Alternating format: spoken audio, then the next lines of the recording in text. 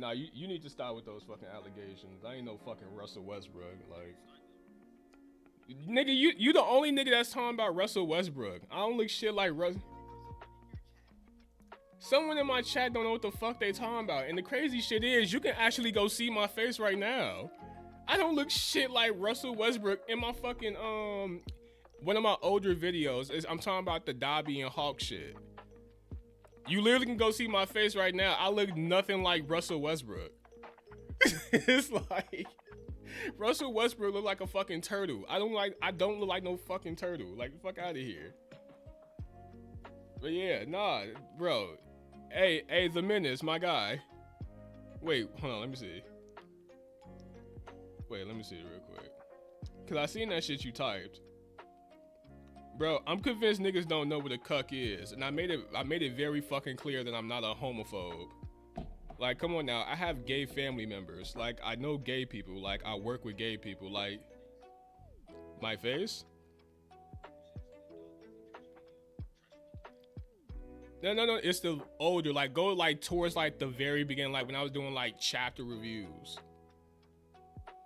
It's like it's gonna have like a black thumbnail with like Tokiyami or Dabi or some shit. It's not that. It's like it's like chapter reviews. Oh shit, y'all can't even hear him. Hey, hold on, my bad. Hey, so today I got Yumesuke with me, the one who made this bum ass video. So yeah, I'm finna react to this shit. And today I got Russell Westbrook with me. I'm not fucking Russell Westbrook. Nigga, did you find the video? Like, I don't look shit like... As a matter of fact, let me see real quick. I did. Yeah, so you see me, right? Hey, you got a little similarities, like maybe 50%. No, the fuck, we don't look nothing like... Nah, stop it. And keep in mind, that's... But you light skin like him. Nigga, look, I have facial hair. Like, I do not look You have the same mustache as him? Bro, all right, get the fuck out of here. All right, yo, what's going on? But yeah, I'm not a fucking homophobe, and I'm for damn sure ain't no cuck. Like I'm convinced niggas just like saying words just to be saying shit. I never been cucked in my fucking life. Like, what the fuck do I look like? And I never been a homophobe. Like, come the fuck on now. Why? Cause I criticize JoJo's. Like, bro, this goes to show how stupid them niggas is. Like, you just be saying anything. Just fucking be saying anything. But nah, what's going on? Do my mic sound good? Can y'all hear Yumesuke and shit? Y'all hear everything fine, right? You said, oh, I thought this was about the A-list. Hell no. Bro, I talked about them loser ass niggas yesterday. That shit's done. Like, I got another person on my ass about JoJo's again. I didn't know I was gonna pause. Look, I didn't know I was gonna fuck the streets up with this JoJo's video. Like, I'm not even getting that many views to warrant all these motherfuckers coming after me for this JoJo shit. Nah, you knew I like JoJo's Part 4. Nigga, I told you in the DMs. I'm like, bro, look, I fuck with you, but JoJo's gotta get this smoke. They gotta I know. get... So I understand. That's why you gotta get the smoke from me too. Yeah, that's why you need to get the fucking smoke back. You said, hey Trigger, how's it going? I'm doing good, bro. How you feeling?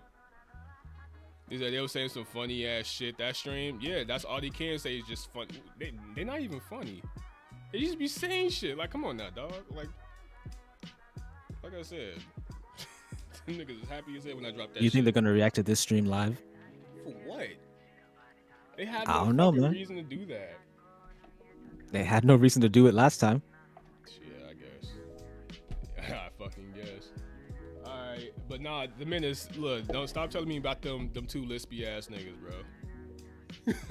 Hey, they got spies in your server though. One of the spies may say, "Oh, they're talking trash about you. You better pull up." I give two fucks if they're talking about, like, they're not banned to my channel. They can pull up any fucking time. Like, come on now. But anyway, you said shit about to go down. No, the fuck is not. Bro, stop telling me what them niggas called me, bro. Like I said, them niggas made a fucking 24-hour live stream about me. Take that as you will. Imagine spending 11 hours on another man because he talked about a cartoon. Couldn't be me. Couldn't be fucking me. But if I had a gay family member, I will off him on God. See, that's some homophobic shit right there. I don't do no shit like that. But anyway, we gonna watch this video. You know, I'm gonna react to it. I'm gonna talk to Yumesuke about some of this shit.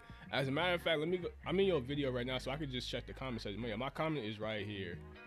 Gotcha. All right, so are you ready? Yep. You said what's going on today? I'm just reacting to a video. Let me know if y'all can hear the video and shit. Remember to turn on all notifications so you don't miss a video. Y'all can hear that? Can y'all hear that? You said, but did you spend hours talking about cartoons with Just Stop? Bro, I spent what? How long was that Demon Slayer video? His video was 45 minutes. I spent what, 2 hours on that? Like, come on now, bro. Like, y'all really aren't trying to justify that shit, right? Like, fam, it was what, at best I'll say, I don't even remember how long. It was definitely 2 hours. Like what, 2 hours and 30 minutes maybe? I don't know. But spending 24 hours or 22 plus total hours on a 2-hour video is fucking insane. That's nasty. Like, that shit is not, it's not that serious, my nigga. That was personal at that point. Them niggas had a personal issue with me. That wasn't because no fucking Demon Slayer. Like, come on now. Come on now. But y'all can hear this shit, right? You said, yeah, we can hear y'all. 4 hours? That shit was 4 hours? That shit was not 4 hours. I do not remember that shit being 4 hours. That shit was 4 hours?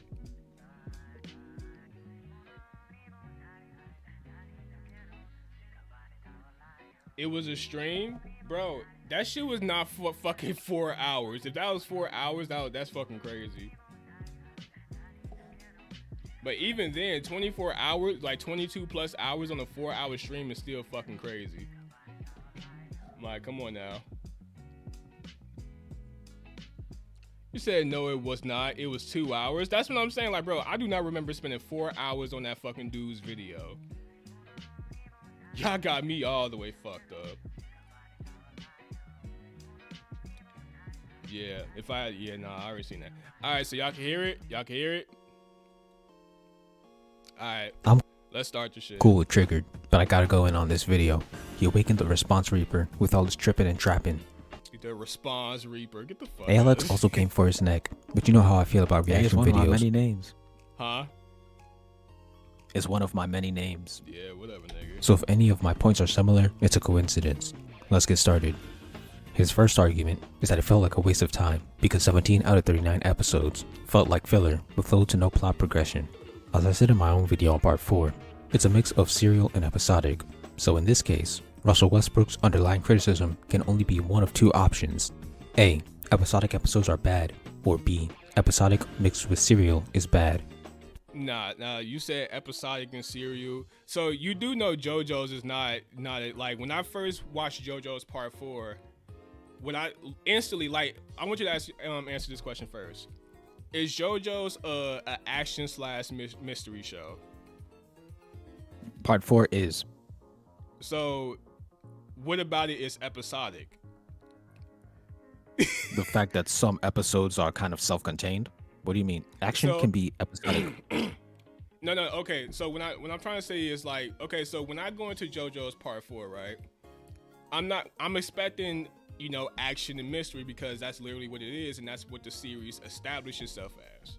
So when I'm watching this shit and I come across an episode where niggas is playing rock, paper, scissors, or a motherfucker is like feed niggas food that's making their skin come off and shit, or missing a tooth, or I'm looking at a fucking episode where a crazy girl is trying to get plastic surgery, do you not see how that can like throw someone off who's watching JoJo's for that action and mystery? Okay, well, first off, it's primarily an action story. The mystery usually only happens during the serial episodes. Come on, What bro. about? It's literally a mystery story. But it's primarily action. And all of the scenes that you're talking about are action scenes. JoJo just sometimes has a unique way of delivering stand battles. And that's what makes it unique. No. But it's mostly mystery, though. Like, the whole series... No, it's not. Yes, it is. They're trying to find... It's mostly action. No, they're trying to find the motherfucker attached to the arrow. And once they found that, they was like, oh, shit, we found Kira. So now we got to find Kira now. It's literally a mystery show along with action. But it's more action than it is mystery. I mean, just like you said, I think it's kind of even. I'm not even gonna lie. No, I think only the serial episodes are really mystery. In fact, before Kira even appears, there is no mystery. It's just straight up action. And then once Kira appears, there are some parts where there's like. No, go ahead.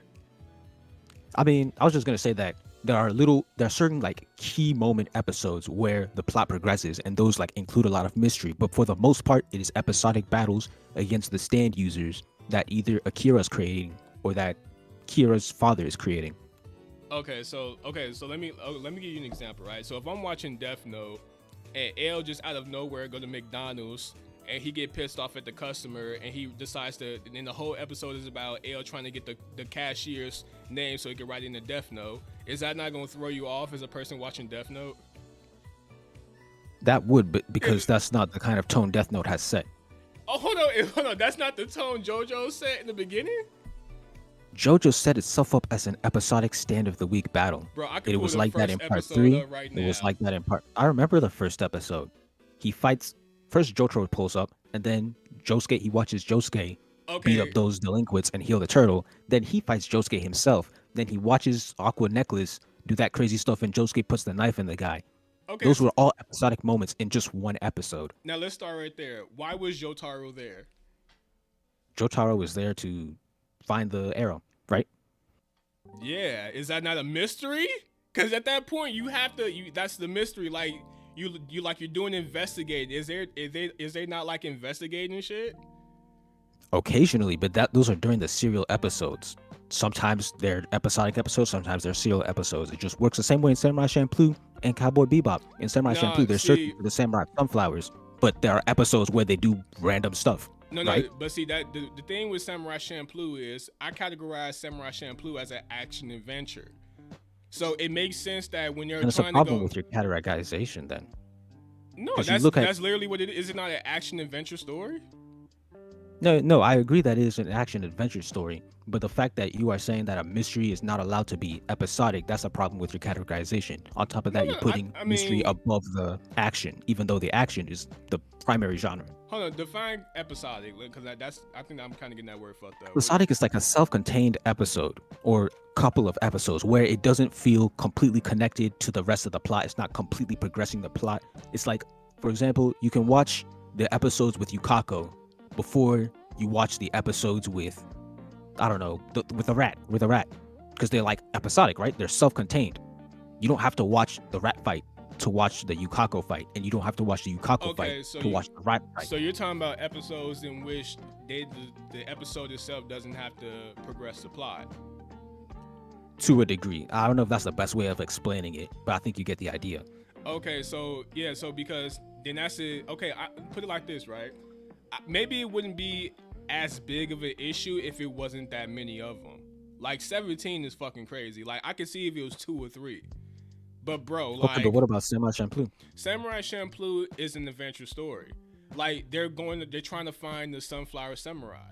So when trying to go find the samurai, you're going to run into shit.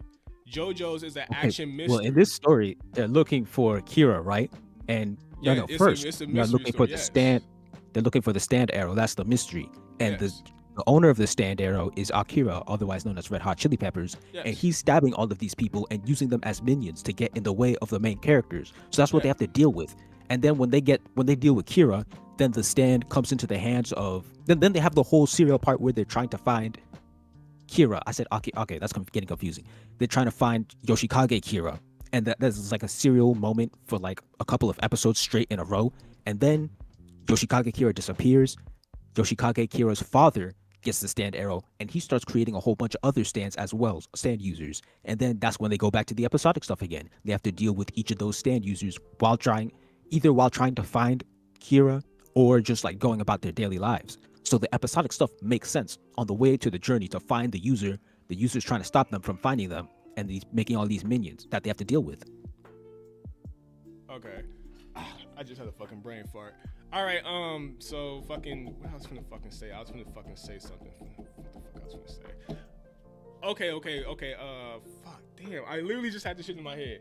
Okay, so that, yeah, because I said that in my video. I said in my video that, technically they are connected to the story, so I can't necessarily call them filler and shit.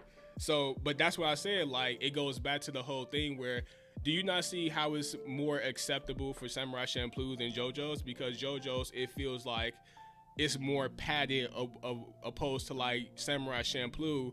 It feels like I completely disagree. No, it's like it's two different things. Like one could be more acceptable. And let's just go your route and let's just say that both of them are episodic and you can skip. Actually, it really wouldn't even make sense of skipping Samurai Champloo because the core of Samurai Champloo is the adventure part of it. Like they're sleeping in hotels. The same thing about JoJo's. No. The core of JoJo's, is to find the arrow, but a lot of that shit is like literally like, come on, bro, like rock paper scissors. You telling me that at that point the Arthur's just padding shit? Like I said, I can see. No, it's not. It's an interesting creative fight.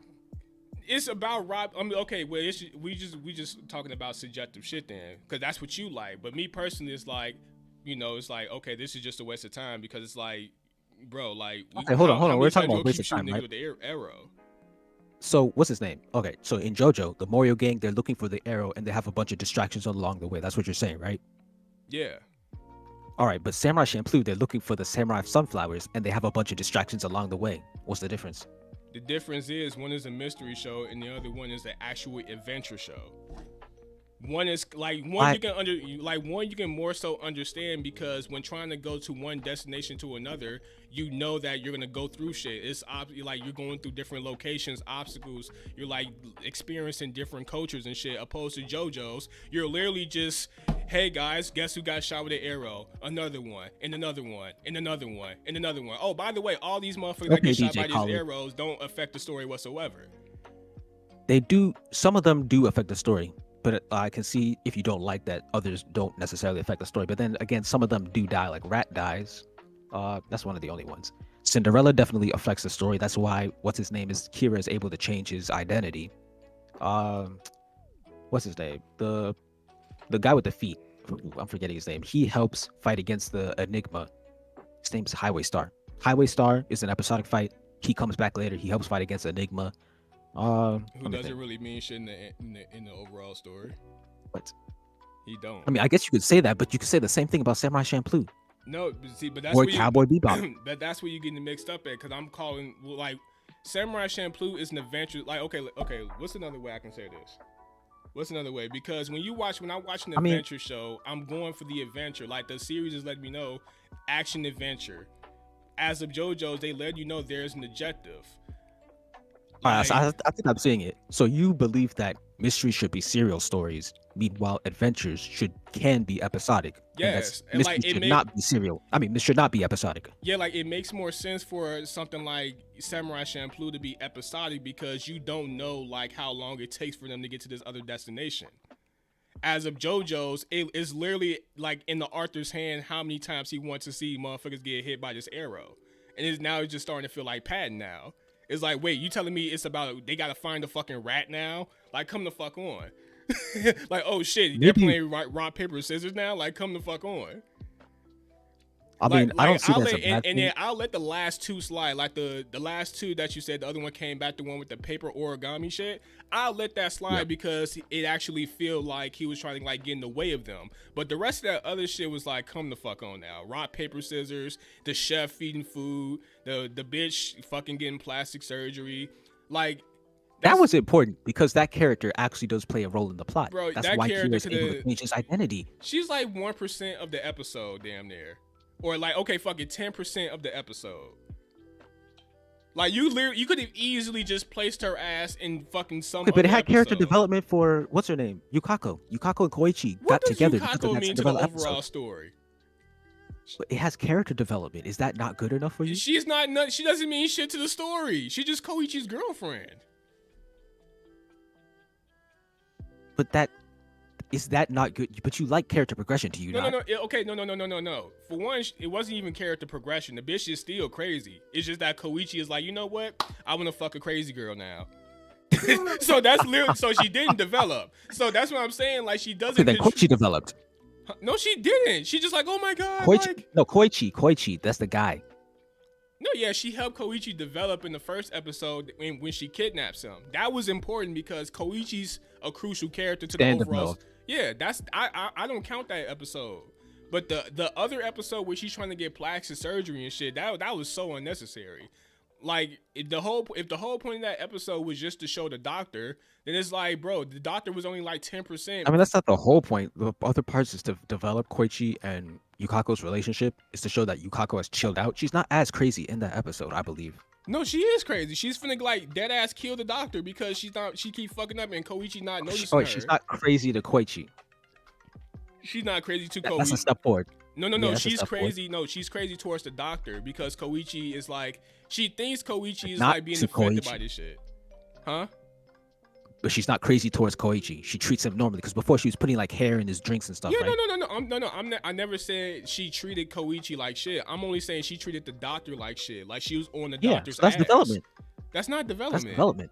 What do you mean? She went from treating Koichi and everyone like crap to only treating the doctor like crap. Bro, she treated Koichi the same way. It's in that episode? Bro, so it's development that she didn't just instantly be on Koichi's ass again. Like Koichi already told her. Is that not development? No, that's not development. She's the same fucking character. She's literally still crazy. She's just crazy towards someone else. development would be After like, you watch okay, that like episode, then. development would be like, okay, like she'd be like, you know what? I fuck Koichi over, go to the doctor fucked her over, and she'd be like, you know what? If Koichi notices me, he notices me. I don't have to do all this extra shit to get his attention. That's development, because she realizes the There's flaw only in her one way to character. do development. Look, in that shit, I didn't see no development, because she's still a crazy bitch. Like, she's still crazy. Hey, fair enough. I'd still smash though. Look, What about you? No, I'm not hitting that. She fucking crazy. She was dead ass finna fucking fuck up the doctor. That crazy box can be good, you know. Look, we already fucking what? It's like 39 seconds. Let's continue this video, man. It can't be A because he told me on stream that he loved the regular show more than a lot of anime. Oh yeah, that's another thing. So the regular show shit. Okay, so when it comes to cartoons, my grading system is different from anime because I think when making the cartoon, like the intentions of making the cartoon is to make shit wacky on purpose and make shit funny and all over the place. And with anime, it's a lot Not necessarily. No. Like, I'm not saying all cartoons are like that. This is why I think anime and cartoons are on the same coin, but just on different sides. I think when it comes to anime, it's like 90% serious, but the other 10% you have like gaggy shit like Spy X Families, Spy X Family, One Punch Man. Hey, I have a question. Yeah. What's a synonym for wacky? Synonym for wacky? Pretty much, okay. Yeah. Like. No. What's a synonym? I'm not asking you to define it. I'm asking you what's an okay. alternate word for wacky. Wacky, crazy. What about bizarre? Like boisterous. Yeah, I mean. What about bizarre? Bizarre, but what is JoJo's really doing that's bizarre? Like, put it like this, right? The stand fights, the rock, paper, scissors, the chef, all the stuff that you're complaining about. Bizarre is something like Mordecai pushing Rigby off a microwave and killing him because he's going on a date with Margaret. That's bizarre, my nigga. Them so going is into rock, it. paper, scissors as a Come stand on fight. now, like that's the difference with cartoons and anime. Because when I mean wacky, like when cartoons, like say for instance, like SpongeBob going to the salty spittoon or some shit, right? And SpongeBob just getting the shit kicked out of him and going to Weenie Hut Juniors. That's bizarre, my nigga, versus, niggas playing rock, paper, scissors, or niggas going to a restaurant to eat chef's food. That is chef's food that shoots out your teeth, that makes you peel off all of your skin, that makes you cry out your eyes until they become wrinkly and then reheals them. That's not wacky to you? No, it's wacky, but one show is more like, I'm saying cartoons are a little bit more on the wackier side, whereas anime is more on the serious side. But why can't JoJo be wacky? No, they can be wacky. I'm not saying that they can't. I'm just saying so that. So you have an issue with JoJo being wacky, but you don't have an issue with regular show being wacky? No, I never said it was an issue that they were wacky. I'm saying like my grading system. My spaghetti stuff. No, I criticized the spaghetti stuff because it had contributed nothing to the plot. It added absolutely nothing to the fucking story. So like that episode is so irrelevant. It got to a point to where the episode. But it's fun. And that's subjective.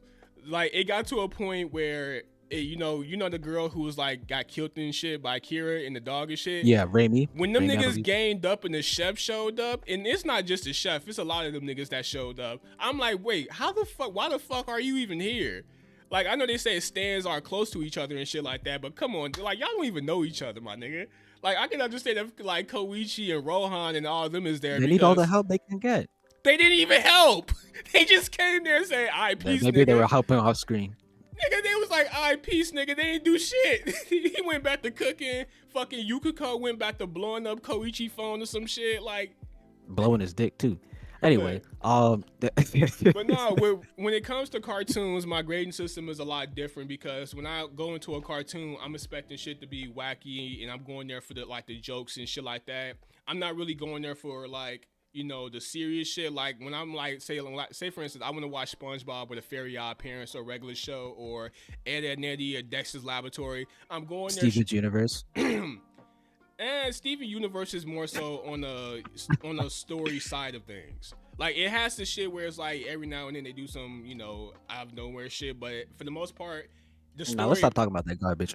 Anyway, what were you saying? What was your argument? Bro, I'm pretty much bottom line. My grading system for cartoons and anime is different.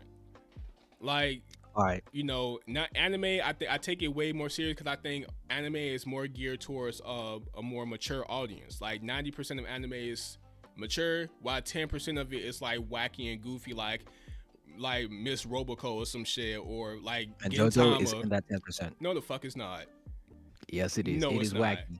No, it's It's not. wacky, I mean, technically, every anime has a comedy because they have like goofy moments, like the face. No, I'm not talking about just goofy moments. I'm talking about wacky, like the spaghetti, like the Fam. No, all the come on other now. stuff. The licking. What's That's his name? not Enigma licking his lips. Bruh, that's not the same. Let's see. The guy being able to smell people's fear. Rats using stands. Like that's not wacky to you. No, Have you ever seen a rat use powers in a story it's an anime where humans I primarily use? don't- It's bruh, wacky. I seen It's Pokemon. wacky. I seen a fucking walking dog in Pokemon do a fucking Hadouken. You telling me I'm supposed to be surprised by a fucking rat that can That's use rare, a stand? bro. Like, That's come on now. It's wacky. Have you never seen Pokemon? Pikachu is literally a thunder I don't rat. see them. Oh, that's what you meant? What? I thought you meant an actual dog did a Hadouken. No, I'm just saying, like, talking in about the anime, Pokemon. like that's That's not. not wacky in Pokemon though. You said what? Pokemon has established itself as a story where animals can do supernatural abilities, but even in the realm of JoJo, rats using stands is wacky, even for How? JoJo. They pretty much said that damn near anybody can get damn near any living thing could get a stand.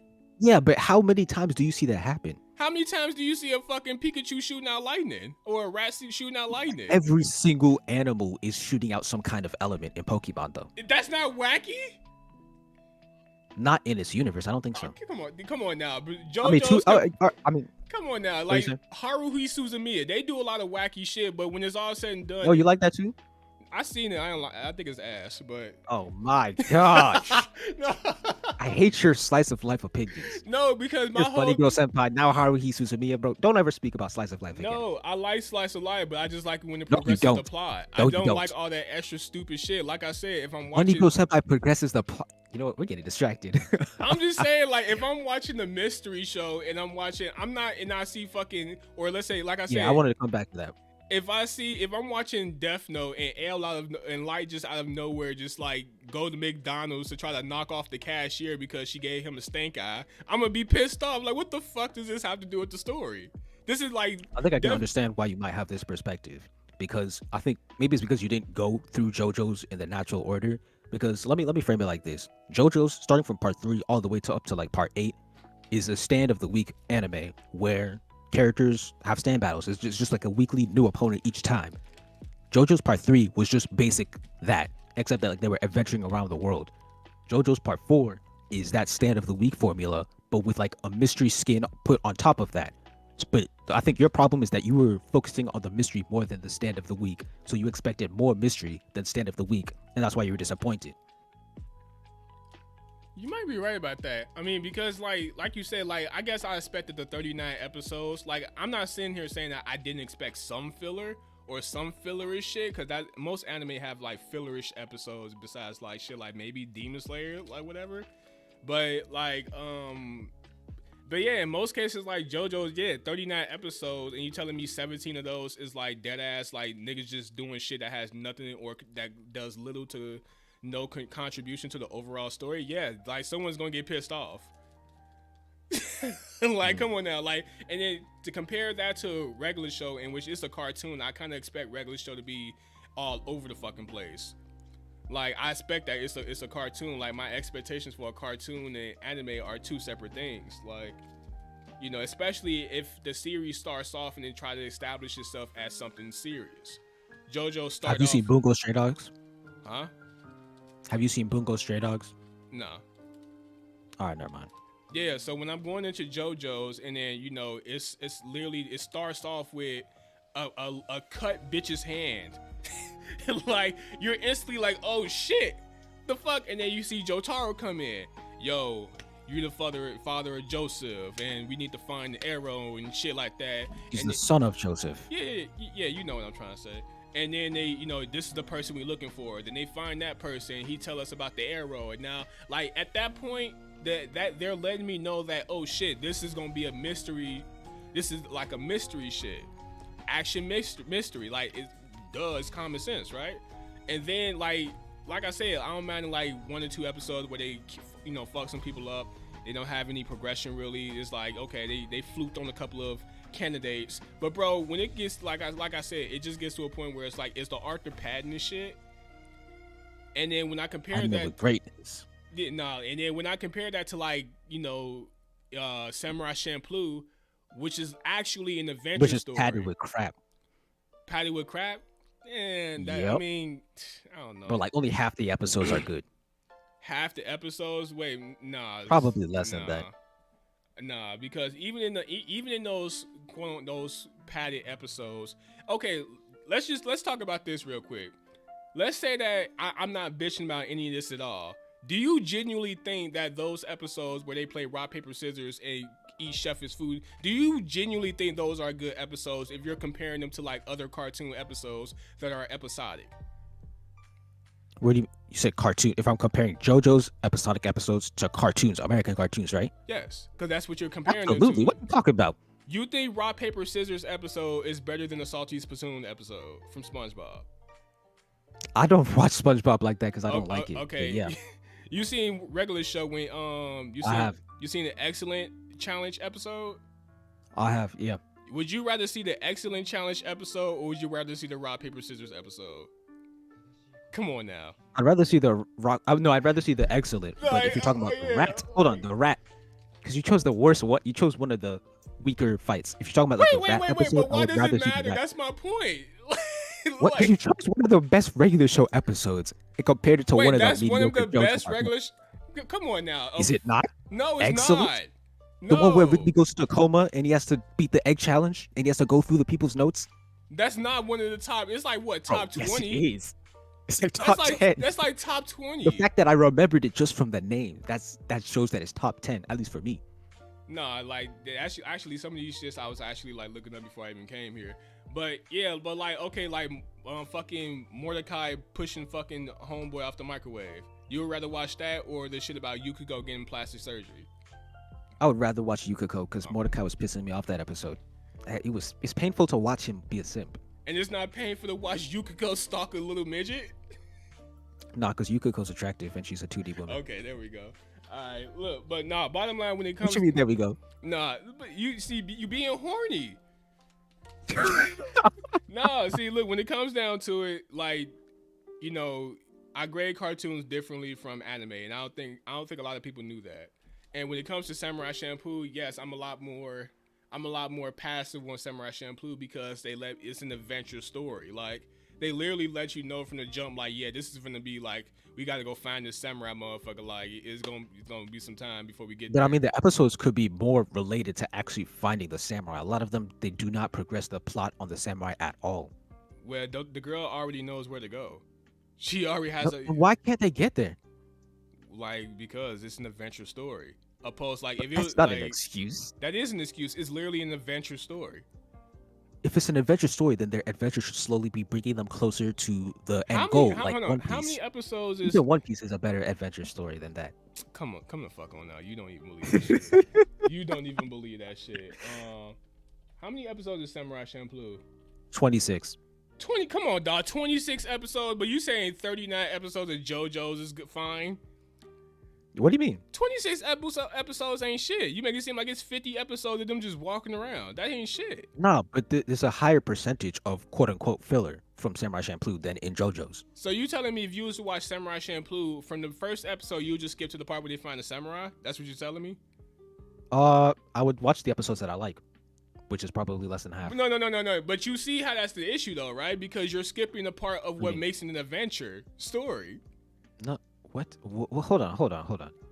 No, I'm saying, like, if you was to watch Samurai Champloo and the girl lets you know, like, oh, look, you guys can't fight. You guys have to help me go find this samurai, and after we do that, y'all can fight each other and shit. You just gonna skip from the first episode to the part where they find the village where the sunflower motherfucker. I like more episodes than just the canon episodes. I mean, I know that, but I'm just saying, like, because you're kind of getting on me for saying, like, nah, fuck that. Like, and you also calling it like filler padding and shit, and it's like that's kind of hard to call it that because it's like they're literally on the they're going progressing. Because you can have an adventure that progresses on the plot of going to the direction. Like if you look at One Piece, some of the islands, specifically, I remember Sky Island. The reason they went there is because the log post was pointing upward, and then they learned about the history, and that's one of the major linchpins in One Piece's lore: the Sky Island and all the stuff that was happening on Jaya and all that crap. So like One Piece, the locations to go. You just compare the series that had everything they need to go to progress the story versus motherfuckers who don't got nothing to progress the story. Literally. They could be looking for clues and whatnot. They could be trying to get closer to the samurai, but they're literally goofing off. A lot of the time they are not. Fam, they're literally a lot of the time they are not, bro. The girl is like, yo, we going to find the sunflower motherfucker. And it's like, I heard he's over here in this village like they were this. broke. This is they were just trying to make money. Huh? One of the episodes, they were literally just broke and they were trying to make money. Yeah, and it just had nothing to do with the overarching. Yeah, because when you travel, you're going to run out of money trying to eat food and drink water. Duh. That's like going on a that's fucking. Not why they were broke. They were broke because they wasted their money. Like, okay, that's like saying like side filler stuff. I make a TV show called Okay, look, I don't got a car. That's a long title. Nah. Like this is like me making a TV show called like going to LA or whatever the fuck. But I ain't got no. Yeah, whatever. Like Russell Westbrook goes to Clipperland or some shit. And then I'm like, okay, but I ain't got no fucking car. But I found these this couple, they going to LA. You know what I'm saying? And I'm like, oh shit, like, can y'all take me to LA? I'll pay for y'all gas and shit, whatever. Like, do you expect that, like, are you not gonna be like, yo, like, that's actually related though, because you're going to get another car. You're looking for transportation. No. I know that's related, but the episodes from that point on, when they like make stops in different places and they get in like shitty, circumstances. No, yeah, then that would be kind of filling because you're not really making progress. But that's literally the point of the story is to get into LA. You just want to see them just get to LA and that's detours. It. No, I want to see you struggle on your way to LA. They didn't struggle? If you're taking detours intentionally, that's not a struggle.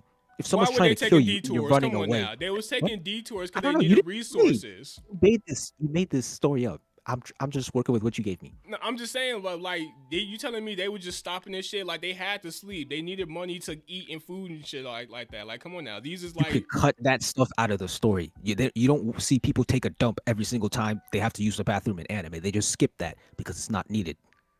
Bruh. Okay, I got you, bro. Let me continue the video. I don't have the clip because I skipped it in my video and he deleted his stream, but it did happen and you can ask him. Regular show is entirely episodic, so if he loves that show and he's consistent with his grading system, then A can't be the answer. It has to be B. Trig doesn't like serial mixed with episodic. Nah, I like him. I just when I watched JoJo's, I expected it to like. I'm not saying I didn't expect like some filler episodes. Most anime has fucking filler. I expected at best like in 39 episodes, maybe 4 filler episodes. Maybe they. Fuck up on some of the people that got shot with the arrow. Maybe they didn't get nothing from it. Like, damn, we beat his ass, but we ain't get no hints or nothing like that. Like, I'm cool with shit like that. But when you start diverting to some other shit, like fighting rats and shit, it's like, what the fuck are we doing? Like, that is like, come on now. When we over here having episodes about fucking Josuke trying to finesse Rohan and this other short motherfucker, it's like, what the fuck are we doing? We having fun. Yeah, so you call that fun, but you don't see how I can see that as bullshit? I mean, I can because I just said that you didn't come into JoJo's from part 3. I don't have to come into JoJo's from no other part. Bro. I'm saying that I understand your perspective to a degree because if someone did not understand that JoJo was a stand of the week and that part 4 was specifically just like a stand of the week with a mystery skin put on top of it, I can understand how you would come to your conclusion. But that's not even how the series presents itself in the first episode. But JoJo's is that's what I'm saying. That's what I'm saying. It didn't present itself as that. But if you had watched part 3, you would have known that. Part 3? I have to watch part 3 to know that JoJo. No, I'm just. As an episodic, I would think so. I mean, you could just tell by watching. I wouldn't even call JoJo's a episodic series. It's literally just a series. It's a series with a direction. An episodic series. My bad. I didn't mean to say episodic. I meant to say stand of the week. Yeah, like I see JoJo's as a series with direction. It's not something like I would look at as like a SpongeBob show where like literally every episode is episodic. Like JoJo's is a series with direction.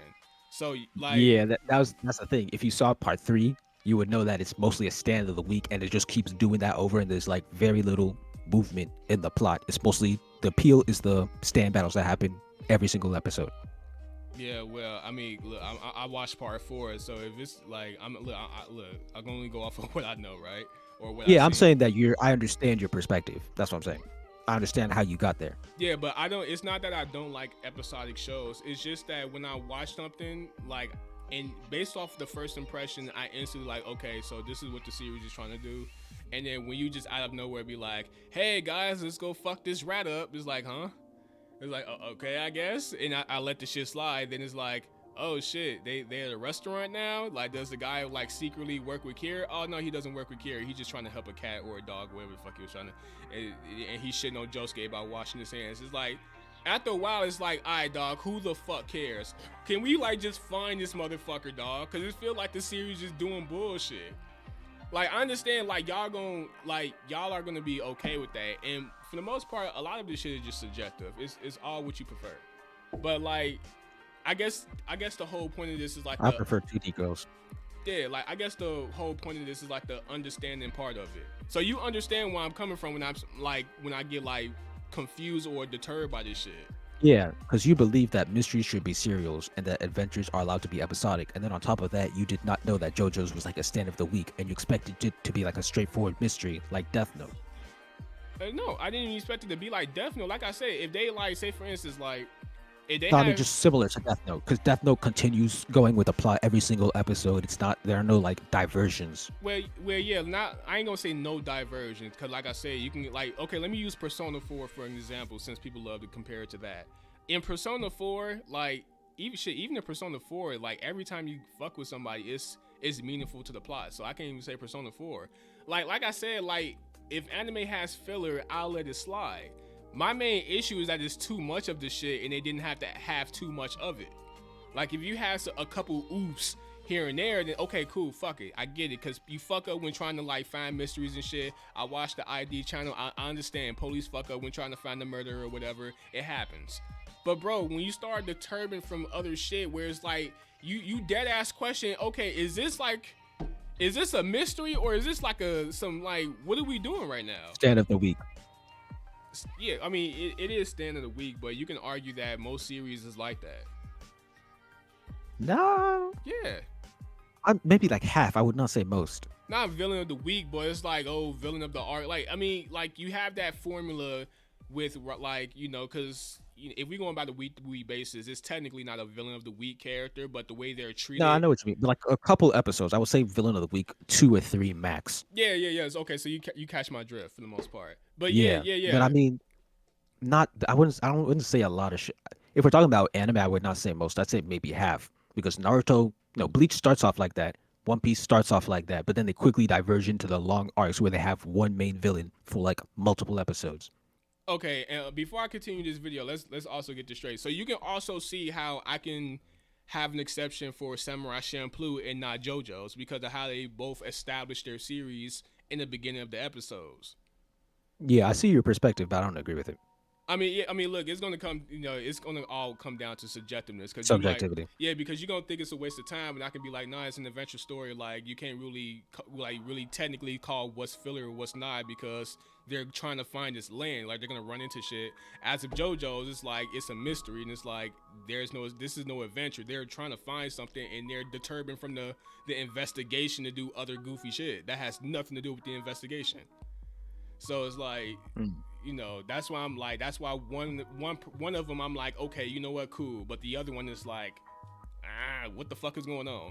But let me go ahead and continue the video. So no, I don't hate episodic stuff at all. It's just, my expectations was of something else based off of how the series presented itself in the first episode. But then I'd have to ask what he thinks of Cowboy Bebop or Samurai Champloo, because both of those anime are made of primarily episodic episodes with a few serials sprinkled in. In fact, let's do the math. Bebop's main plotline revolves around Spike and Vicious's beef, so the serial episodes are 8, 12, 13, 25, and 26. That's 5 out of 26. Champloo's plot Oh yeah, by the way, I think Cowboy Bebop is mid, so yeah. revolves around the That's fair. Yeah, so trio searching for the Sunflower Samurai while Karya tries to stop them. So the serial episodes are 1, 20, 21, 24, 25, and 26. That's 6 out of 26. So fam, you dead ass just scared from that, like, which so pretty much what you said was, alright fam, once they decide to go find the samurai, From that point on, you just skip everything else. You just go to where the island is, where the samurai is at, and that's when shit go down.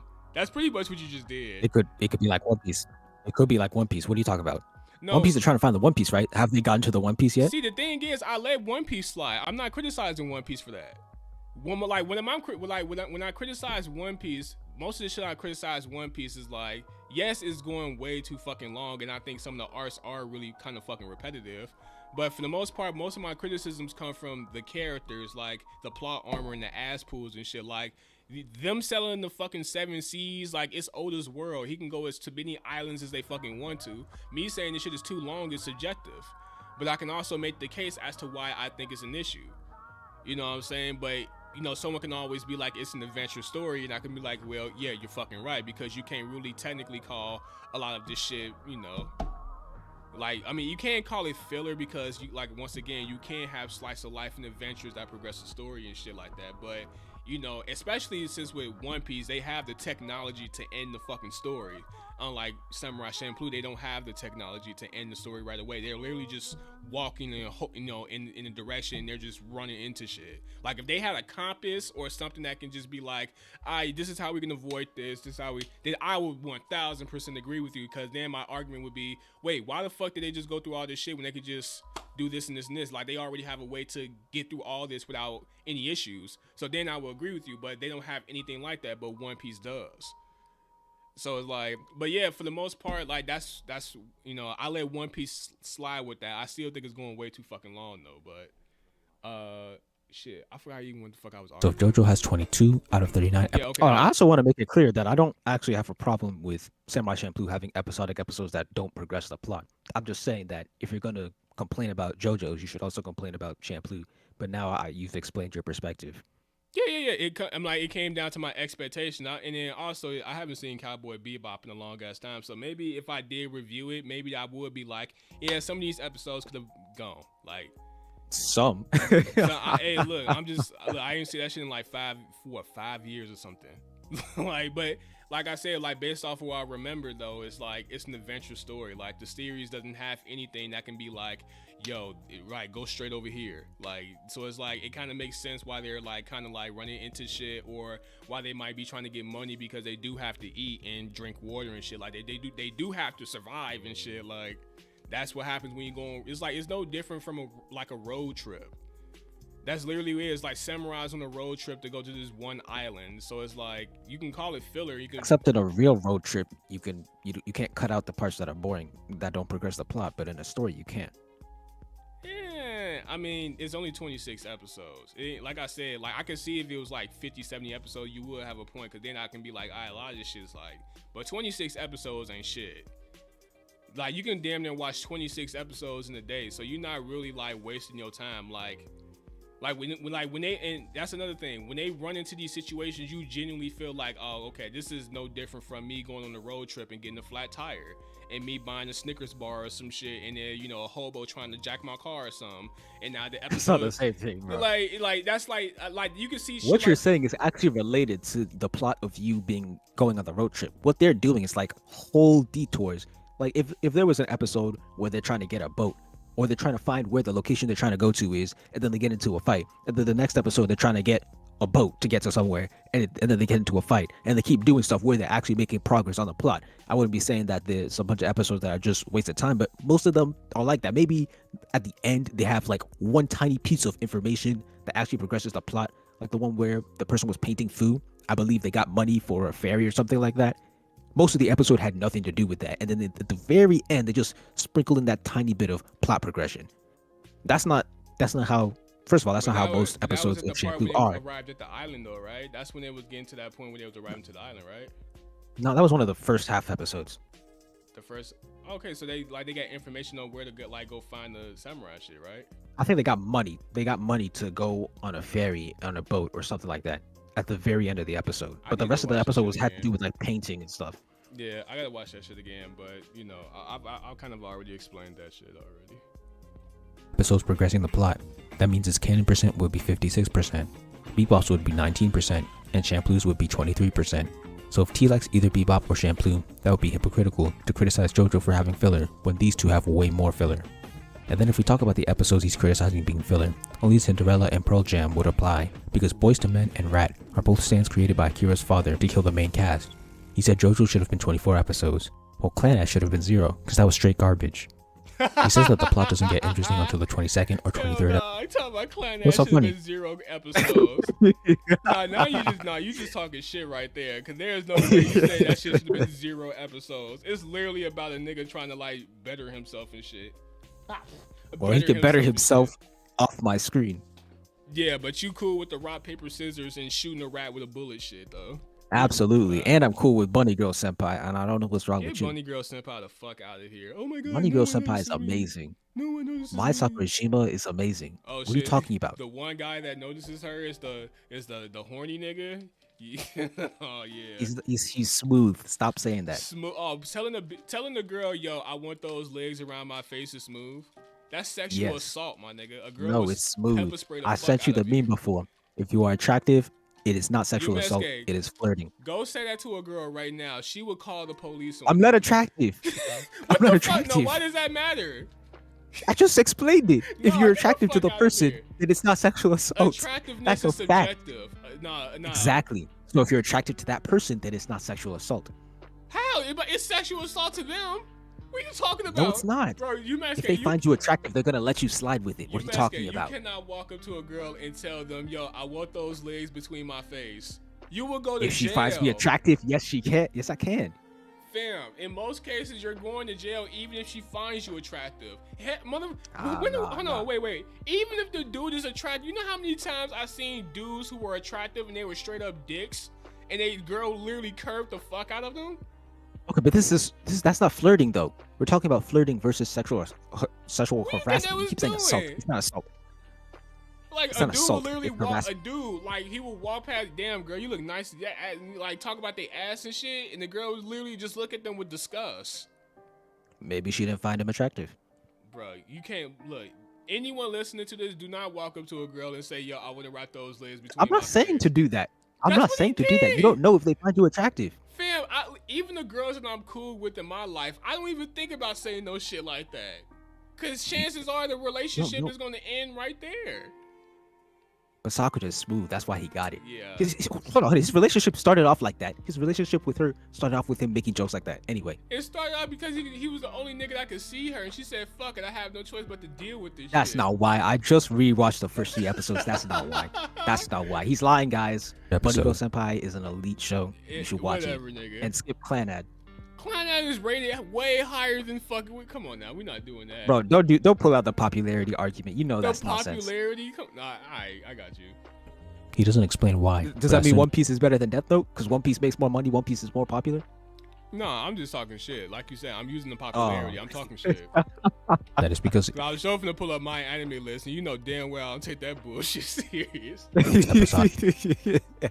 once again, wait, what didn't I explain? Oh yeah, I explained the fucking why I thought that. She likes regular show. For most seasons, there is no overarching plot. Why does that get a pass while this doesn't? Then he criticizes Kira for making dumb mistakes as a smart character. I'll start by arguing without a reference. Characters are humans, and humans can make mistakes. Alright, now that's bullshit. You said people like you say humans can make mistakes. You said characters are humans and humans can make mistakes. Fam, there's a difference between making a realistic mistake and an unrealistic mistake. Fam, tell me the last time you seen, or okay, put it like this: if you had a warrant out for your arrest, and let's say you Jeffrey Dahmer, and niggas is looking for you, are you gonna walk in the middle of the street when you know you run from the cops and shit or whatever the fuck? Are you gonna blurt your name out in public? I came prepared. This is between realistic. So you're talking about realistic versus unrealistic mistakes, right? Yeah. That depends on the viewer and their level of suspension of disbelief, right? Actually, no, that's not right. Let me explain it to you. In a story where characters consistently monologue out loud, shout out the names of their stands whenever they use them, and explain their abilities to their opponents. Oh, come on now. Hero shouting out his name is not that illogical. No, hold on. What you talking about?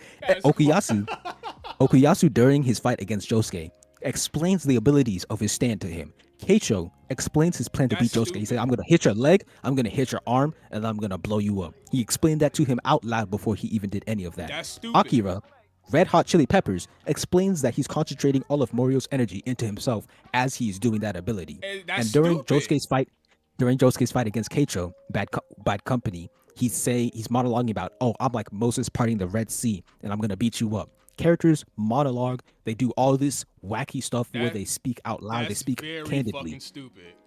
Okay, but that's within the realm of JoJo's. So Kira shouting out his name is within the realm of JoJo's because it's been established since the early episodes that characters do things like this. No, you know what's so flawed about that is because a lot of times when characters do that, I understand why the author is doing this, so I let it slide. He said doo-doo. Shut up. But I understand why the author is doing that because the author, that's like the way of the author trying to explain to the audience what this ability does and et cetera, because it'll just be stupid just for this person to just do the ability and we like, what the fuck just happened? So that's the reason. It's a reason why the author does that stupid ass shit, even though it makes zero sense. But when it comes to like characters actually making decisions and then some of it be like it's like some realistic mistakes is like, okay, people like to shit on Muzan because he didn't check all the people that he killed at the Tanjiro family household. It's like, hey, shit like that happens. Motherfuckers might overlook somebody. Like, niggas do drive-bys on blocks and then they don't go back to, see if everyone dead. Like, I mean, shit happens like that. But when a nigga who has a warrant out for his arrest, who has like murder cases upon murder cases, this nigga is like an issue in these streets. Fam, and you can't take and then not even that, the little kid is the person that's against you, right? You don't know what the fuck this little nigga did. Do you think it's really that smart for him to just yell his name out in public? Okay, so let me break it down like fuck this. That. Hold on. Before you answer that, just don't even take the kid into account. Do you think it's just unrealistically stupid just to name your full name out in public if you had a warrant for your arrest? Do you not think that's just unrealistically stupid at all? No, I agree with you, but let me explain it like this. Let me ask smaller questions. Do you understand, or do you agree that someone who is smart and can be a serial killer can make mistakes? Definitely. Depends on the mistakes. Okay, so do you also agree that JoJo has set itself up as the type of world where characters go on Shakespearean monologues and do things do and say things that aren't exactly realistic? No, because he said the shit like I said, he's saying this shit in broad daylight. That's stupid. Like, okay, no matter how the what kind series, of person? No matter how the series says it's stupid. Like, yeah, the series, okay. It can be in the series, like it can make sense within the context of the story, but it's still stupid. Okay, so you agree that it makes sense within the context of the story? Yeah, in the context of the story, it makes sense, but it's I'm fine with that. But it's stupid. Like, as a viewer, I'm looking like, nigga, they are looking for you. Shut the fuck up. That's fair. I'd say the same thing about Light in episode 2. When he killed that guy, Lind L. Taylor, in front of everyone. He didn't need to do that. I mean, well, that's low. That was hella low key. Cause that was stupid. What are you talking about? No. The man said, kill me. The man tested him and his powers, and all he had to do is sit back and say, you know what? I'm better than this. But this man said, no, I'm a god, and I'm gonna show you that I'm a god. So I'm gonna kill you on TV in front of everyone, so that people know how great I am. And how did he kill him? How did he kill him with the Death Note? Oh, you mean in a way in which it was like not noticeable? But didn't he get tracked down? Well, nigga, he didn't get tracked down until like what, the final episode. What are you talking about? No, he did. They found him in like episode 7. Light was one of the suspects. Light was one of the suspects? I don't know. I gotta watch. Yes, and L said that he was the highest rated one. But let's talk about that moment in which he killed them. Is it like when the way he killed them in the Death Note, in which is like not a way you would suspect someone to kill someone, right? Versus a nigga saying, "Yo, I am blah blah blah blah blah," the guy that everyone is looking for. Like, come on now. Like, them suspecting Light is the huge ass coincidence. It's not. Bro, what are you talking about? He made so many mistakes that allowed him to narrow down. Do you not remember Death Note? No, he did fuck up when he accidentally. When you remember when I think him and L first met, and he accidentally said it was something he said. There are way more things. Before then, he made so many mistakes that allowed them to narrow him down. Like what? First, he killed that person, and that lowered it down to literally just the Kanto region of Japan because they aired a different version in every single other place. So now they know he's in Kanto of Japan, right? They also know that he can manipulate the Death Note because Not that. Okay. Small Then the next issue. step is Yeah. the next step is he goes through his father's files and he starts killing people in them. So then they know that now this person has to be someone who has family members within the Japanese police because force. even with that, a lot of those people were like on the news, like literally, Nah, he hacked into the system and started killing people. Yeah, that but some of only he only using his father's case. He used his father's computer. He hacked into his father's computer, and that's what. And all that information was only there.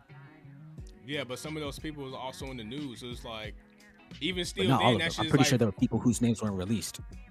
the way the So that's series what allowed him present- to narrow it down even more. And then after he killed Ray Pember and Naomi Misora, that increased the likelihood that it was him.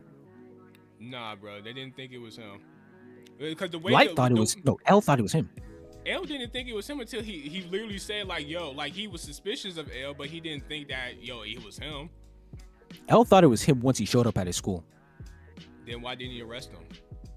because he didn't have proof. That's the whole issue between the two. Exactly. What? But he thought it was him. He didn't have solid proof. You need solid proof. He was suspicious Reasonable. of him. You need proof above reasonable doubt. They did not have that proof because he was using supernatural methods. But he did have suspicious. Fuck. He did have suspicion on him. I kind of feel based like we on arguing all a of whole the different information point. they had. We arguing about a whole different point now.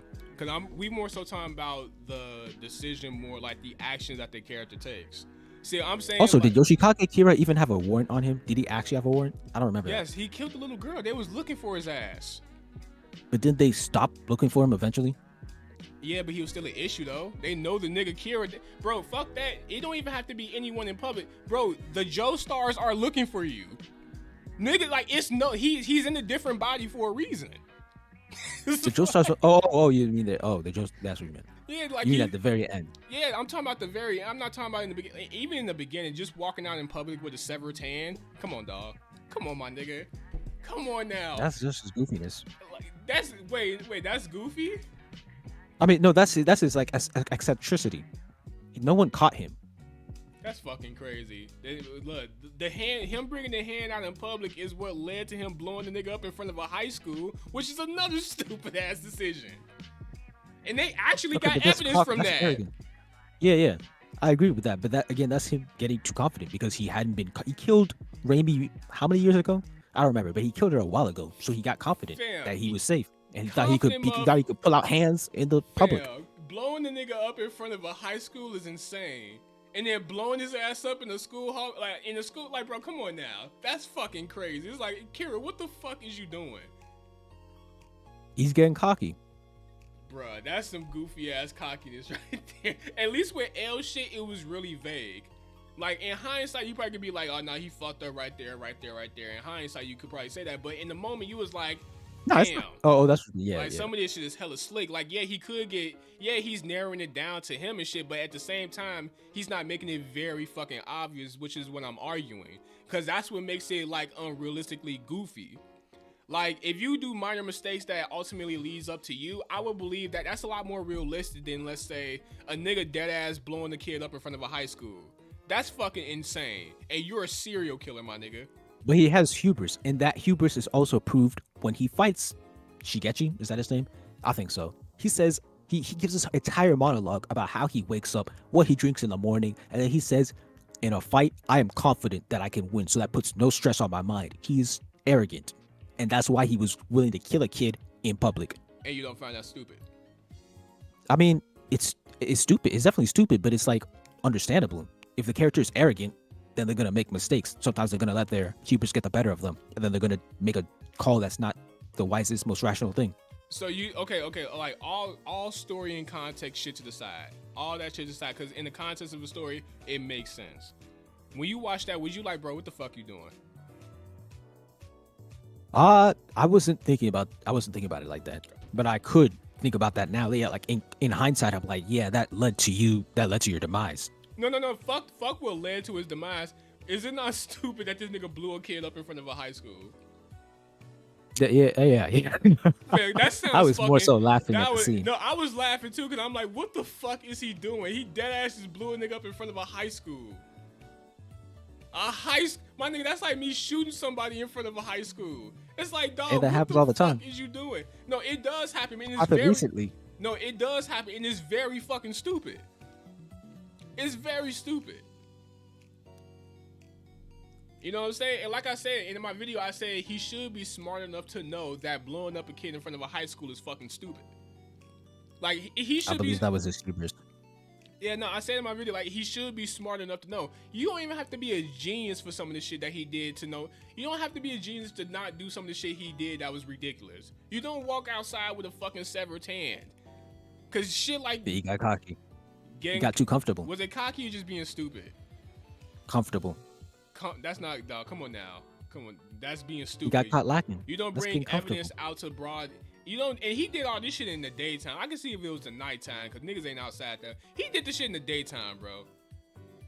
He got comfortable. You know, the Zodiac killer, that man was leaving hints. No one should be leaving hints to their murders, but he got confident. He got comfortable. Yeah, and I was stupid as the Zodiac killer. That's how it's like. I agree. It was really fucking stupid. That's what I'm saying. Like, I'm viewing this shit. I'm not taking any of this context with the story. I'm watching it as just a dude sitting back and watching. That's how I'm watching. This is how I'm experiencing JoJo. So when I'm seeing this nigga blow up a dude in front of a high school, I'm like, the author really thought it was smart to have this character do that. That's stupid. And then I'm a dock points for that, because it's like you're purposefully trying to make the villain give up some type of evidence for the heroes to find him. And that is so But that fits within his character, though. Nah. Well, he's been shown to do smarter shit to let me know that he should know not to do that. But he's also been shown to do cocky stuff. Yeah, no, you right, but that's like towards the later parts when they need to find Kira.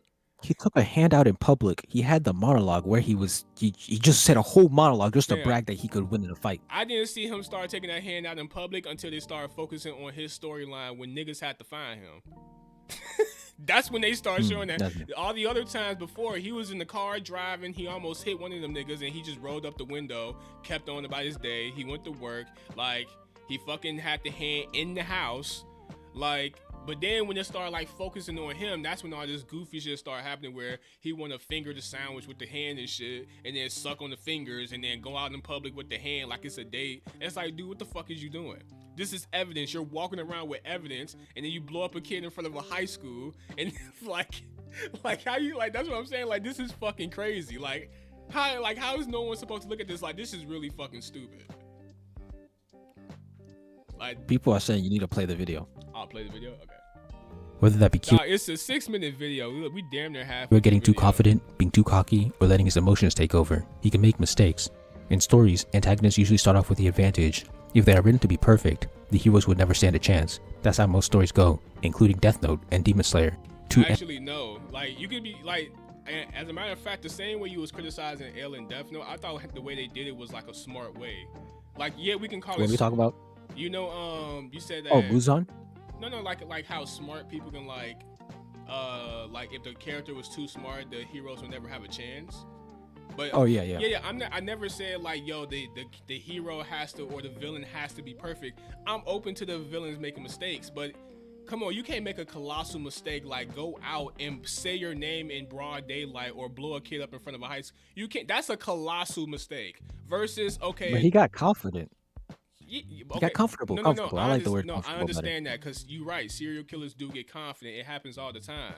But like I said, it's a difference between an unrealistic mistake versus a realistic mistake. Like with L, when we was talking about Light Yagami and the shit he was doing. Yeah, you like, in hindsight, you can't be like it's stupid, but it was a very slick way. Every time he did something that was risky, it never led it wasn't anything to where it was like, oh shit, this motherfucker right here. Like, it was like, and also keep in mind, L is a fucking super genius. He's a super genius. So if anyone could lead up to that nigga, it would be him. But just a regular smuggler ass nigga on the block is not gonna think twice about L doing the shit that he's doing. A regular smuggler ass nigga can literally look at Kira and be like, my nigga, is he talking to a fucking severed hand? Did he just blow that nigga up in front of a high school? Like, you can, like, a regular nigga can point this shit out. That's what I'm like. This is different between a realistic mistake and like you make minor mistakes and then like, oh shit, all these mistakes add up to where it does lead up to you. That's I would take that over a nigga just putting out obvious signs that he is the one that you should be capturing. You get what I'm trying to say? Yeah. Yeah, so that's what I'm saying when I say unrealistic mistake versus a realistic mistake. Cause that shit Kira was doing was fucking crazy. Like I could have fucking saw him be like, yo, my nigga, look, I just literally saw a nigga with blonde hair blow a nigga up in front of a school.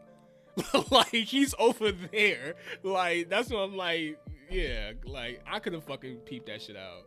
Anime that T defends. Death Note has Light, one of the two smartest characters in the story, making simple mistakes that allow the heroes to close in on him. Remember when he kills the decoy in episode 2 out of sheer hubris and narrows down his location for the enemies? Yeah, and he's made several more mistakes throughout the course of the story. Smart characters can make mistakes. And then Demon Slayer. When Tanjiro pulled up on Muzan in the MJ fit, Muzan could have killed him right there and won, but he didn't. Why? I'm sure people can make excuses, but in the end, it's so that the plot could progress. One might say, now it's interesting you said that the shit about Muzan, because we just got done talking about like in the context of the story and shit. It like as far as Muzan not killing Tanjiro in point blank range, you know why he didn't do that, right? no, explain it to me. He wanted to stay low. Okay, why couldn't he have just killed him in a subtle way, like the same way he scratched the person's neck? Because his daughter and his fake wife was literally looking at Tanjiro.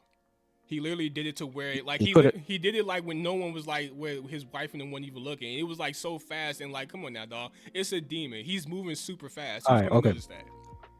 Number one, he could have said, "Hold on, I need to have a conversation with this man." Come on and told now, his wife and child to move along. What are you talking about? No, you've never seen someone say that? No, we talking about the specific scene, bro. We not talking about hyperbole. We talking about the specific scene that the Arthur gave us. The specific scene that Arthur gave us, he wants to stay low, and he's making it very obvious he wants to stay low to the point where he wants to, you know, turn someone in public into a demon to, you know, get the fuck away from Tanjiro. Wait, but if he wanted to stay low, he could have still told his family, "Go on ahead. I'm going to talk to this boy," and then killed him, and then gone back to his family and said, "Oh, he wanted at that something point, from you me." just writing the story for the Arthur. Like I'm just like I said, I'm just going off what the Arthur gave us. Like, no, but I'm just explaining that if you want a character to be operating at 100%, there are so many ways that the story could end. If you want the villain to be operating at 100% intelligence, there are so many ways that stories could end even sooner. No, they are. Yeah, they are. You can. That's what I'm saying. Like at that point, you're just writing a story to the way you think it should have been, right? But I'm like I said, I'm going off of what's given. The same way I've been going off what's been given in JoJo's. I'm not adding different hyperboles and shit like that. I'm only going off of what I see.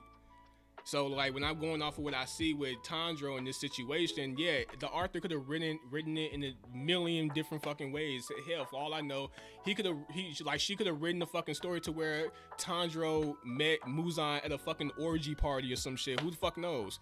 All I can do. What's wrong with you? I'm just saying, like, it could have been a million ways Tanjiro met up with Muzan.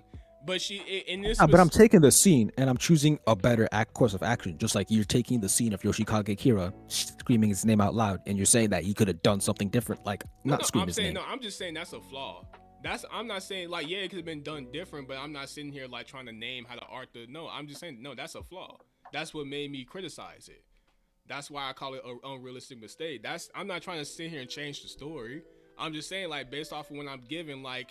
Yeah, it's really stupid for a nigga to blow a kid up in front of a high school. And then double down. I agree that it's stupid. I just think that's in character. Yeah, well, I mean, I'm just going off of what I'm given. So, like, with Muzan, yeah, he, like, his family, like, his fake family or the family he's with for his decoy or whatever, they're looking at Tanjiro. So, yeah, and the series makes it known that he wants to stay low. and then this is another thing. I don't know why people don't make it seem like he sent motherfuckers after Tanjiro. Like Muzan could have done it himself like Thanos. Nah, but see that then he'll be contradicting his own actions as a character because he makes it known why he's doing the shit he's doing. And then if Muzan was like, "Yo, I'm trying to stay low," but it's consistent. No, it's not consistent. No, like let's say for instance, right? If Muzan let us like if he, Muzan is consistent. You know, Muzan is consistent in, yo, I want just like Yoshikage Kira. No. I'm saying like his makes sense though. Like it makes sense why he's doing this because he makes it known. Also, logically it makes sense. Like when you want to like stay low so that way you won't have too much heat on you, it's logical to stay low. It's logical to decoy yourself and try to fit into different crowds and shit so people won't recognize you. That's logical. That shit happens in real life or whatever the fuck, right? Kira, what he did was way like he was way he was like too confident to the point where he dead ass felt like he can blow a kid up in front of a high school, which is some of the craziest shit. Like, I don't know how anyone justifies that shit. Like, yeah, the Zodiac killer, yeah, he got too cocky to where he was sending letters and shit to the police department, but he also was covering that letter up with different clues and shit to the point where it fucked the police people up so much that it was like, yeah, at the same, he's sending shit to them, which should make it easier to find him, but at the same time, like, he's dosing these letters up with like different chemicals and shit so the fingerprints won't be left off. Like, he's doing smart shit while fucking with the police. You know what I'm saying? Like, but Kira didn't think that any stand user could defeat him. So if he blew up someone in public, who's gonna stop him? Who's gonna stop him? Bro, that has nothing to do with him blowing up a kid in front of a high school. Like I said. What do you mean? If you have invincible power, do you care if you blow up a kid in front of high school? Yes, I am, because someone can Who's gonna see stop me. you? It's not about it's not about no one stopping Who me. gonna stop you? Bro, you telling me Kira thought he was the only nigga in the store in the series with a stand? No, he just fought. I mean, Shigechi, so he knew that others had a stand, but he felt that he was confident enough that he was the only person who was powerful enough to defeat himself. He thought no one could stop him. But bro, you're making your chances even worse by blowing the kid up in front of your school. That's his confidence. That's idiotic confidence. Like I said, like, it's a difference between the Zodiac killer's confidence where he's like, you know what, I'm so for sure y'all niggas can't catch me, then I'm gonna send y'all niggas letters. And even when trying to decipher these letters, y'all still can't track me because I've fucked with the letters to the point to where y'all can't even find fingerprints. So now y'all niggas. But people eventually found out who he was, though. They didn't find out during his lifetime, but they did figure out who he was. Yeah, when he was fucking dead. So it's not like his tracks were completely untraceable. Yeah, my point is that's different from blowing the nigga up in front of a high school. Like the Zodiac killer wasn't confident to the point to where he went up to the police station and shot a police in front of a police building. He wasn't like. That's because he's not invincible, or he didn't think he was invincible. Come on now. But you're telling me you're telling me it doesn't make sense if a character thinks they're invincible that they're gonna get lazy and get sloppy. They're gonna do whatever they want. That's what we was talking about. That's what I'm saying. With Death Note with Light, it made more sense. It was believable. Opposed to Kira, it was like, what the fuck is this character doing? Why would the author even write this? Like, deadass, if you writing a character to where, like, I understand I want the heroes to find the villain, but I don't want to make it this fucking easy. Like, blowing the kid up in front of a high school, my nigga, that's crazy. It was cool too. It was funny as fuck. But I think that's what made it funny, because it's like, there's no way this nigga dead ass like trying to stay low, or I'm assuming he don't want to get caught, and he blows a nigga up in front of a high school, and he has this little kid right here, and he says his full name to the point this nigga said, you know what? Nah, I'm saying this shit twice. It's like, are you that fucking dumb? That's when he had Bites the Dust. When he had Bites the Dust, he was confident that he had already won. Bro, that's crazy.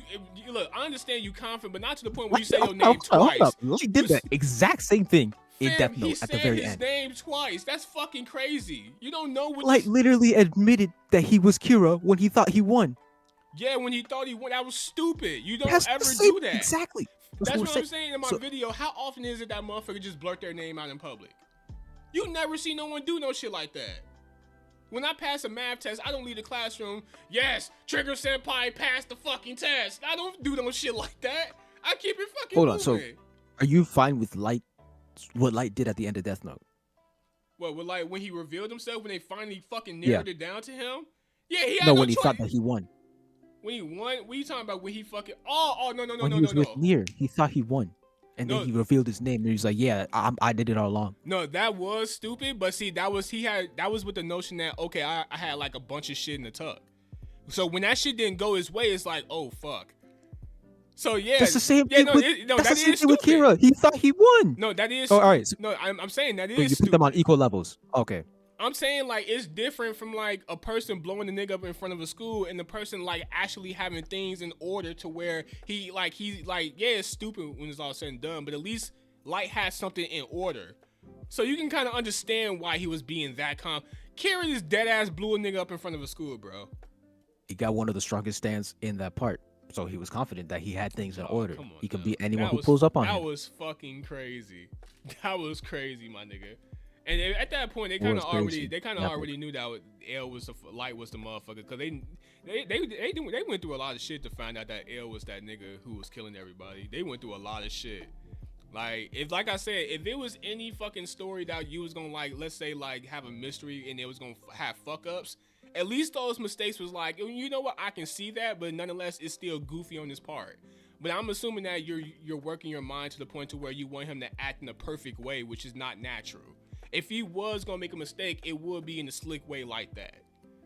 You know what I'm saying? Opposed to blowing the nigga up in front of a high school. That's insane. Like, He was trying to keep his identity a secret from his family, but I don't recall his family ever appearing again.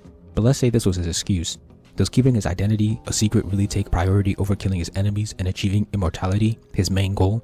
It doesn't. And nah, it does. Like, if Muzan made it known that, you know, yo, I'm trying to stay low, and he's not trying to make the block hot because the demon slayers will be on his ass, and he doesn't, like, you know, if he follows that, it's like, yeah, it makes sense why he want to stay low. You know what I'm saying? Like, this is not even the context of a story thing. This is just logical. Like, that makes sense. Like, he's trying to find this flower, and his best way of finding this flower is to stay low, so these demon slayer fuckers won't find him and fuck with him. Like, that's logical. Like, you can apply that shit to damn near any drug dealing business, pretty much. if he killed Tanjiro, he would have had his hands on that dealing years ago. allegations? You said what? Are you admitting to drug dealing No, allegations? I don't drug deal. Come on now. I'm just saying, like, you're not trying to make the block high. Like, you're trying to do your shit low key. You're not trying to make it very fucking obvious. Like, you don't see the a drug dealer doesn't see the police and be like, oh, yo, the ops right there. Let's shoot the police so they won't, you know, like, no, that's ignorant. Like, no, you're going to try to stay low. You're going to try to decoy yourself so you won't make yourself very obvious when selling those drugs. It's the same with Muzan. It's like he's making himself not very obvious so demon slayers won't be on his ass. He can continue to look for the flower and shit. Like, it's no different from that. His greatest creation, then it would have truly been game over. Next, he says Josuke is inconsistent because one minute he's a good guy, and the next he's scamming people. Characters can be nuanced, just like real humans. I'll use Nah, my nigga, trust me, I'm a nice. Okay, so the part I'm talking about right now is the Josuke inconsistent part. When I say, like, one minute he's nice, the next minute he's like scamming niggas and shit. And you say humans are nuanced and shit like that, bro. I'm a nice guy. I never thought about once of scamming niggas. Like, yo, let me find a scheming way to finesse this nigga out of his lottery ticket money and some shit. No, I'd rather just ask, like, yo, can I hold like $20? He wasn't finessing. All right, there are good people. Come on now, Do you think it's come on now? hold on? Do you think it's logical for good people to see a $20 bill on the floor, pick it up, and keep it? No. Niggas is gonna take that, but that's different from literally trying to, like, finesse a nigga out of his money. Like, they fucked with this dude purposely. Okay, no. Let's start with the lottery ticket. The lottery ticket had expired, right? No, They I'm found talking the lottery ticket. No, it's not just. I'm talking about that whole Shigeshi arc where they, like, Shigeshi was minding his business, and they like, you know what? This nigga's a come up. Let's fuck with him. That's literally were all what that working was. together. They was They preying were on messing him. with him. What are you talking about? Bro, They were all working together, and they were going to split the money evenly until Shigeshi said, "You know what? I'm doing most of the hard work. I'm going to keep the money." No, they was preying on him, bro. They was finessing homeboy. I don't think so. They dead ass was finessing him. They was literally taking advantage, and they was like so shocked when he was like, "Yeah, I don't want to share none of this," or "Nah, I want to give y'all this much money." It's like, y'all do realize he's the one with the money, Weren't they right? going to split it evenly? Weren't they going to split it evenly? Yeah, but the dude was like, "Yo, That's not like, finessing then. No. I'm saying, like, the whole reason why all that shit was happening in the first place because they chose to fuck with him. They weren't. I don't think they were messing with him. They were just using his literally ability fucked with him to because get they was money. broke as hell. They said, "Yo, this nigga got money. Like, yo, let's fuck with him." I think Literally, you're looking at it in negative connotation.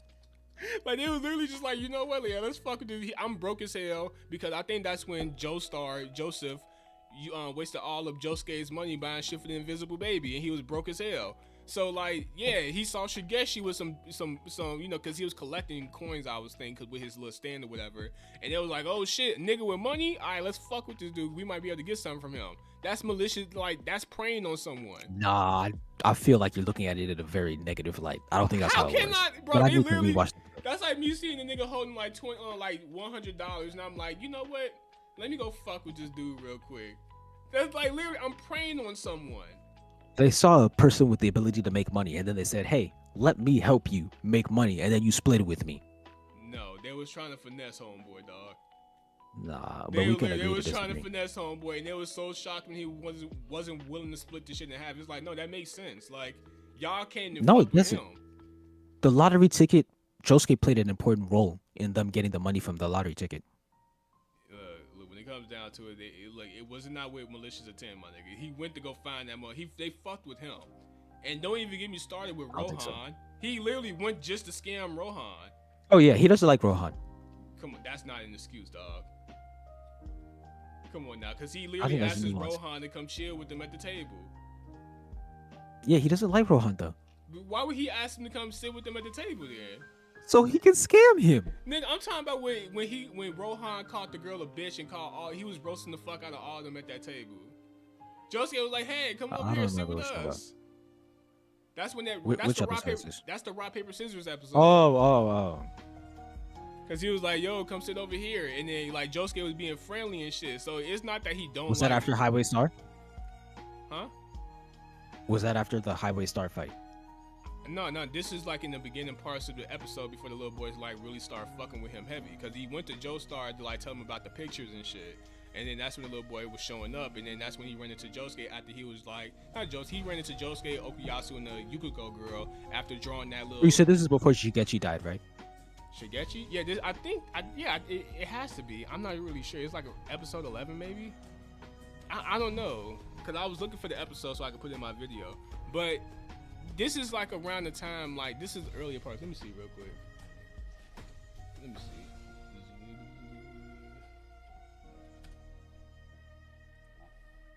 JoJo's. Let me see. What the fuck episode was that? Alright, this is JoJo's part 4, right? Yeah, this is part 4. What fucking episode is that? Not Red Hot Chili. Oh, so this is past 11 episodes. This is Let's Go Hunting. That's the rat. That's that right there. Is this it right here? No, that can't be it. I forgot the fucking episode. It's literally when he was playing the rock paper scissors shit. So, yeah, that's probably yeah. I don't know. That probably is after the motherfucker blew up. I'm not really sure. Yeah. I'm not really sure. I can find it. But yeah though, yeah, like yeah. Even if you don't like somebody, like people I don't like, I don't try to scam them and shit. Well, maybe that's just part of Josuke's nuance. He got that little mischievousness in him. Well, I mean, coming from a person who was watching this episode in the beginning where he was protecting Koichi from a nigga trying to finesse him for him to only like you can't protect Koichi from getting finessed and then you then turn around and try to finesse. Like, come on now, dog. That's like, what the fuck is this character doing? Like, he's literally like contradicting his whole actions or character based off like you can't protect one person from getting finessed and then go finesse someone else. That's fucking crazy. That's a huge character flaw if you're doing shit like that. Like, it's no different if we call someone a hypocrite. We're calling them a hypocrite because that's a huge character flaw. Like, you know, that's a huge character flaw on his part. I'll have to rewatch the episodes for context. But maybe the problem was that Koichi was actually having like negative effects on him. Meanwhile, he wasn't was just trying to get money from the other guy.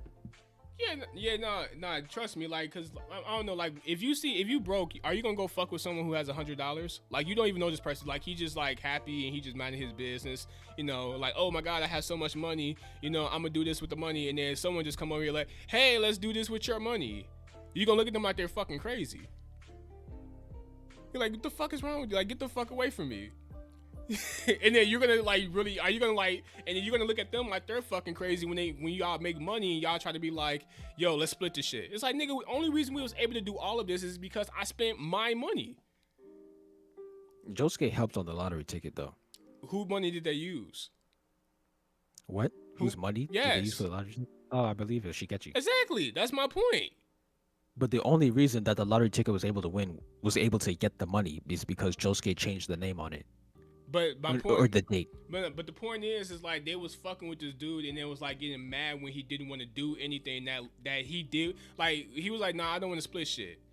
It's like, okay, that makes sense. He did. He got selfish. He got selfish. Nah, that's not. I mean, it is selfish, but it makes sense. It's his money. They're able to like none of this shit would happen if they never fucked with him with his money. I can see if Josuke put in like the lottery ticket wouldn't have happened if Josuke wasn't there. But he was fine without the lottery ticket. He was literally smiling, minding his business. That's what I'm saying. Like, And then he also started acting like a jerk as well. yeah, it makes sense because y'all fuck No, with it me. doesn't make sense. Acting like a jerk like that. Nah, he was cool. They were all friends. What are you talking about? They were all friendly. Yeah, and then he got money. He was like, you know what? Why do I have to pay y'all anything? He switched up. Yeah, he did switch up, but it made sense. It's his money. Switched You up would in do a the bad way. same thing. Like, come on now. You would No, I definitely. would not. Nigga, you telling me I was if, making money with someone. I'm not gonna if say, some you know, random I'm niggas cutting you out. came up to you and was trying to scheme with you and your money, you're gonna look at them some type of, if y'all, and look, if niggas came up to you, random niggas came up to you, it was like they try to scheme with your money, and y'all end up winning $100 million with the money that you collected. You're not gonna be like, wait, why do I gotta get these niggas? No, I'd split with them, and then I'm like, all right, we done. No, you will split it with them, but you're definitely not gonna do that 50-50 bullshit. You lying Actually, I if think you. it'd be 30-30. Yeah, no, that's my 30, point. Then 30. you're not splitting that shit 50-50, and they were like dead ass might. mad about that. I might. 50-50, fam. You only get what? How many? What? 3 50-50-50. It's not 50-50-50. It's 33-33-33. 33 there. You is not doing that. You lying if you saying you What doing that. do I need dog. all that money for?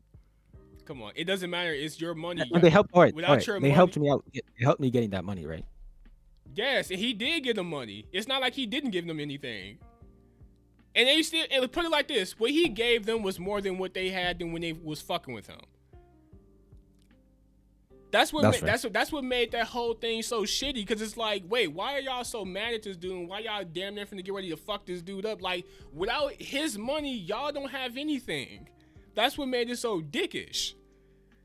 And then when he went to Rohan, it's like that was so like I don't even think he even made it known like that he just despised Rohan. If anything, Rohan made it known. No, it was known that he despised Rohan No. in the Highway Star and the first episode that they appeared together. Maybe in the first episode when he criticized his hair, I get you on that. But from that point on, they might have had tension, but it was never some yo I don't like you nigga type shit because he invites him to the table. Highway to sit down Star, with him. definitely. Highway Star, he literally saves Rohan. Yeah, but he hated him. Rohan hated Josuke, and Josuke hated Rohan. He's like, you know what? Because you saved me, I'm gonna help you. I'm gonna be somewhat nicer to you. Yeah, I think it was more Rohan hating him than Josuke. Like, I'm not saying Josuke didn't dislike him. He definitely has some negative energy towards him, but it wasn't to the point where it's like, you know what? Let me go scam this nigga. Even then, let's just say, He's okay, trying to fuck scam it. him out of money. Fuck it. Let's say he Just did. a little money. Let's say he didn't like him. Is that still not a shitty thing to go scam someone you don't like? I mean, I don't disagree that it's a bad thing to do, but Yeah, it's like so- just like a little nuance. I just think it's such a small amount of bad things to do compared to the great amount of good. Like it's just like a small facet of his character that it doesn't show that much insight into his character because it's like Nah, a light bro. situation. It's to a point where it's like, yo, like it's like he's like damn near a different character in the second part. That's how drastic his change of a character is. Like his character dead ass becomes like an Ed and Eddie character in the second half. Just like this is not the same character from the first part where he was like trying to help the turtle and shit and trying to help Koichi from niggas taking advantage of him and his money. Like this is not the same fucking character. Like he dead ass just switched into some whole other shit. I'd have to rewatch the episodes. Even Okuyasu, his first episode he was cool, and then he got with Josuke. It was like a totally different character. Like it seemed like he episode, he got was a dumber. villain. No, yeah, he's a villain, but you kind of get the sense like he's not. Put it like this: he wasn't as stupid as what he was after he got with Josuke. He was like he has some sense like, you know what? I don't know what my brother's going on right now. Like, look, you helped me. I don't understand, but look, I'm just gonna stay out of this situation. Y'all can handle this. Like that's how he was. He didn't really come off as like an idiot. Put it like this: a fucking moron. No, he did come off as an idiot when he used the stand to hit himself. Yeah, I mean that's not saying someone is stupid. People like actually. And then he kept asking Josuke, "Why'd you save me?" And he's like, "Bro, are you dumb? You don't get it? I saved you because you needed saving." Yeah, but I mean I can understand that because it's like, bro, I was just trying to fight you. Why you trying to save? Like he probably confused like that. I can understand why he's confused about that because it's like someone knocking you the fuck out and trying to help you up. Like, what the fuck you helping me up for? Like, you just knocked me the fuck out. So I understand that, but like, put it like this: based off in the first, comparing the first episode we see Okuyasu versus the later parts, he's not that fucking stupid, dog. I mean, he did give away the fact his hand, like when Josuke grabbed Okuyasu's hand, he kept saying, "Get off my hand." He was giving away that his hand had some special ability. He's not exactly the smartest person. And even when he, the Red Hot Chili Pepper dude, when he was confronting him and shit, I think we getting too far ahead of the video. Yeah, let me go ahead and play the video. Naruto as an example. When his actions really matter, Naruto is the most morally righteous character in the story. But when his actions don't have that big of consequences, like when he's chilling out, he plays pranks. Why would a morally righteous character do something as mischievous as playing pranks? Because he's nuanced. When his actions really matter, that's when you see what's at his core. But when they don't, that's when you see the other sides of him. Same thing with Josuke. Most of the time he's a good kid, but sometimes he feels like ripping people off and causing some trouble. Him having a berserk button. Why do you have so many Goku trolls in your chat? Because they're Goku. Because I don't know, maybe because I said Saitama will whoop Goku's ass. I ain't even paying attention to that shit. But nah, fucking okay. Naruto and when Naruto literally starts off as a delinquent, so it's not even that far fetched that he would do some delinquent type shit. Josuke does not start off as no delinquent, so I don't even know where that Naruto shit even came from. Because he's a morally righteous character. No, he's not. In the beginning, Naruto. In the beginning, he is. Absolutely. No, he's not. He's a knucklehead ninja who literally like painted the Hokage. Like the series starts off with niggas saying like, "Oh damn, that Naruto, he fucking up the streets again." Like that's literally how it starts. Saying. He's allowed to be a prankster and a morally righteous character because he's nuanced. When in part when he was morally righteous, like can you give me an example? Every single talk no jutsu. Against Haku. His speech against Haku and Zabuza. His speech against Neji. His speech against Gaara. His speech against Sasuke. He didn't talk no jutsu Haku. What? He beat the shit out of Haku. And then he stopped. And he's like, I don't want to kill you. Yeah. You talking like that's different from, yo, let me go blow up the fucking block with spray paint. Let me go kidnap Sasuke and turn into Sasuke so I can kiss this girl out. Like come on, that's two different things, dog. Wait, what do you mean? That's what I'm saying. You can be nuanced. Yeah, come on now. But that you comparing a dude Naruto saying, "Yeah, I'm not gonna kill you," to Josuke literally trying to rip people off. Don't you see that as a little too drastic of a comparison? No. What I'm saying is that Naruto is allowed to be morally righteous in the way that he spared Haku, the way he gave the speech to Zabuza, the way he gave the speech to Neji, the way he gave the speech to Gaara, and he's also allowed to be a troublemaker. Like the way he pranks in like the first few chapters. And I'm saying Josuke is also allowed to be morally righteous, like the way he was morally righteous, as you said in the first half. Yeah. But he's also allowed to be a little bit mischievous, like the way he tries to scam people. Nah, look, that scamming shit is like drastic. I think you underestimating that. That shit was drastic. Like I said, I thought he was damn near. If you was like, cause I know what you trying to say, because if you were right, I probably wouldn't even notice it. I would probably just let it slide and not even brought it up. But it was so drastic that I had no choice but to notice it. To the point to where even in the Kira shit, it seemed like he just went back to the other character. Like it's like his character is like back and forth in what it wants to be for the sake of what the episode is. It seems like. It's not like a consistent character. It's like, okay, I'm expecting this guy to be a good guy who's gonna do the right thing. You know, he might not want to kill people because he's not that type of dude. Like Naruto, and shit, not even just Naruto. I think this applies to anyone. Just because you fuck the streets up and do malicious shit like prank on people and shit like that, that doesn't mean you want to kill somebody. That's like a whole new extreme. That's especially if you're in a position where you're damn near forced to do it. You're like, damn, I really don't want to do this. Wait, why'd you bring up killing someone? Because you said Naruto taught no jutsu Haku instead of killing him. No, I meant Zabuza. But I mean, you could use the Haku example as well. You could show him sparing someone. But I mostly meant the speech that he gave to Zabuza, the way he was saying ninja are not weapons. Like he's the moral linchpin of the story. He's the morally right character in 90% of the situations. At least when the stakes are high. No, don't get me wrong. Naruto is a shit character, and I think he's a shit character for that exact reason. What? Yeah, Naruto's a bad character. Nah, that's a different conversation. Yeah, because that talk no jutsu shit is crazy, but in some cases it's justified. Like when he was trying to talk no jutsu Obito, that was fucking crazy. Him talking no jutsu and Sasuke, it was okay for like when he was like trying to get him back the first time. Shit, maybe even the second time. But after a while, that shit became all times. No. After the second time, it was like, all right, nigga, come the fuck on now. He tried to kill you. Like, what more do you want from him? Like, after he tried to kill Sakura, that was it right there. At that point, I don't even know why he was trying to talk to him. At that point, Because he could understand his pain. nigga, he tried to kill you twice. He literally, We're getting distracted.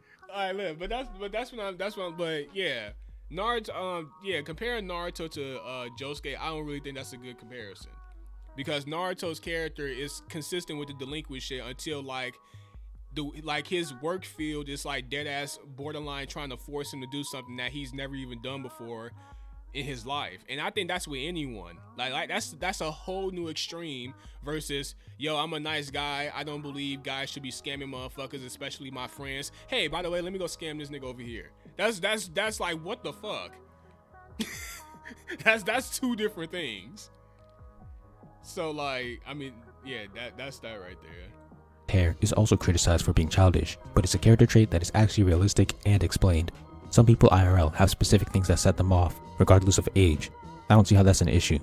Okay, so this is the part we was talking about, you know, when I was criticizing Josuke's character, calling him childish, because people criticize his hair, and you said it's explained why he acts like that.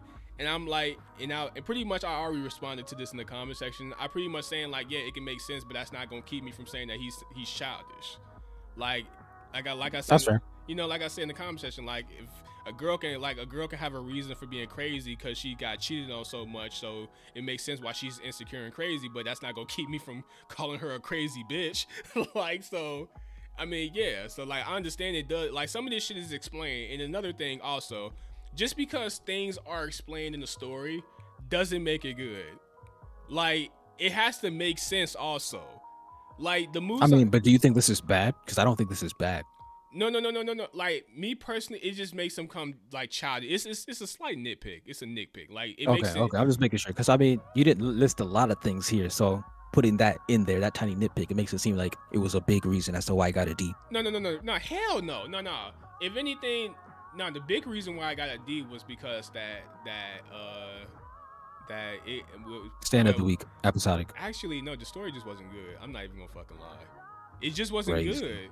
Like you said, it was villain of the week shit. None of the villains really had any type of depth as a character. Like fucking even Kira. Kira was, you know why Kira was the most interesting one, and I think every JoJo's part fan will agree with me on this. The reason why Kira's the reason why Kira's storyline is the most interesting part is because that's the character that has the most effort put into it. Because they actually go into detail of him living with the family, how is everyone else in the family is affected by him taking this other man's body, and how he's going to maneuver through this while also trying to be the other guy that used to be with that. Like, that shit is interesting. Like, even when the girl is like, oh shit, I'm falling in love with my husband again. Like, all that shit is interesting. It's like, okay, cool. As a matter of fact, I think this She was kind of bad. I don't care about look. That's a different story. But like when I was looking at that shit, I was thinking to myself like, see, this right here is what they should have done with Muzan. That's exactly what they should have done with Muzan, but they ended up doing something else. But all that shit was good. That's why I say in the beginning, like Kira shit, the Kira storyline was decent in the beginning. I actually had no issues. Shit, even when they caught him with the little button shit, I was like, you know what? Fuck it, I'll let it slide. Niggas make mistakes, whatever. That Koichi sock shit, it was like, all right, come on, dog. That was strike one. That like I kind of a lot of the stupid shit that Kira does that ruins that arc for me. And to be honest, the reason that arc ended up being trash for me is because of the mistakes Kira make. And it's not that he made mistakes. It's the mistakes that he made that were like, holy shit, you cannot be this stupid type of mistakes. It's one of those type of mistakes. It's not like, oh shit, it led up to him being caught up. Like, no, it's the colossal mistakes. So yeah, like, but nonetheless, like a lot of people say the Kira shit is the best part because that's the only villain that has some effort put into it. Red Hot Chili Pepper with dead ashes pop up here and there. Literally, the character had no depth whatsoever. He just had an important tool that it progresses the story. That's it. He killed Okuyasu's brother. He introduced Okuyasu to us. Not even that. Okuyasu didn't introduce Okuyasu to us. But he just had the arrow that was important to the story, and he killed Okuyasu's brother. That was it. But other than that, the Red Hot Chili Pepper, or Kira is what his actual name is, he had no depth. He had no background really. He was just some fake ass rock band inspiration from the Arthur, because I know that Arthur likes to take a lot of inspirations from real life. But like Red Hot Chili Pepper is literally a band itself. So yeah, that he didn't really have no depth. But Kira is like the only villain with depth. Like we go Aqua Necklace had depth. Who? Aqua Necklace, the first stand user villain. You talking about the very, very first one? That. Yep. I wouldn't say he had. I mean, he had a whole background. I mean, I guess I'll put it like this. It's more than what the other characters have. Let's just say that. I wouldn't say it's like expanded on like Kira's, or like let's say Miriam from Hunter x Hunter. Like, you know what I mean when I say like villains with villains with depth. Like we have a shit.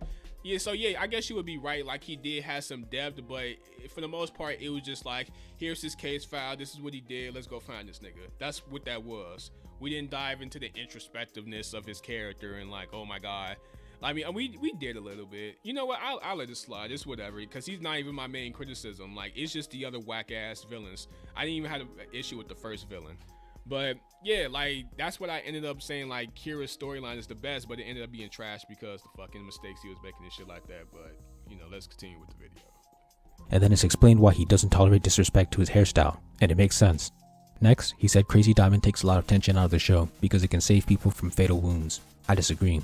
Scenes can still be tense because Josuke might not make it in time, or he has to be smart about the way that he uses his stand. I'll give an example for each. He didn't make it in time for his grandfather. You know about these AI voice generators, right? Huh? You know these AI voice generators, right? What are you talking about? The AIs, the voice generators, the ones where they make people say different things. Where is that at? No, I'm just bringing it up. Oh yeah, I know about it. EDP did it with Barack Obama. Yeah. Do you think that you would be able to take a Japanese voice and make it say English words? Definitely, I can do that shit now. So I'd be able to take my Sakurajima's voice and like make it say different words, different sentences. You think that's possible? Never text to speech? Even if it's Japanese? Yeah. Yeah. Even though she's speaking Japanese? You could, if she's speaking Japanese, you can take the words she says, or you can like have a like speaker playing, because Google Translate. And make it speak English? Not make. Oh, you saying like take the person's voice and make them speak English? Yes. I don't know about that. I think you can only speak with the language that they have. But then again, I don't see why not. The only thing difference is the sound of the voice. True. So I don't see why you couldn't do it. Like I mean, I've seen people do crazier shit. So. About how he dealt with Aqua Necklace and his mom. Scenes can still be tense, even if you have 90% faith that the protagonist will prevail. In fact, alright, this is where I said that Josuke's stance takes a lot of the tension away from the series, and you said you disagree. Now I agree with you as far as like shit can still be tenseful and at the same time like, you know, whatever the fuck. But like, do you not agree that without Josuke's stand, like, because without Josuke's stand, like Koichi and Jotaro is dead as fuck. I mean, I agree, but then if the writer did not give Josuke healing abilities, he wouldn't have put those characters in those situations to begin with.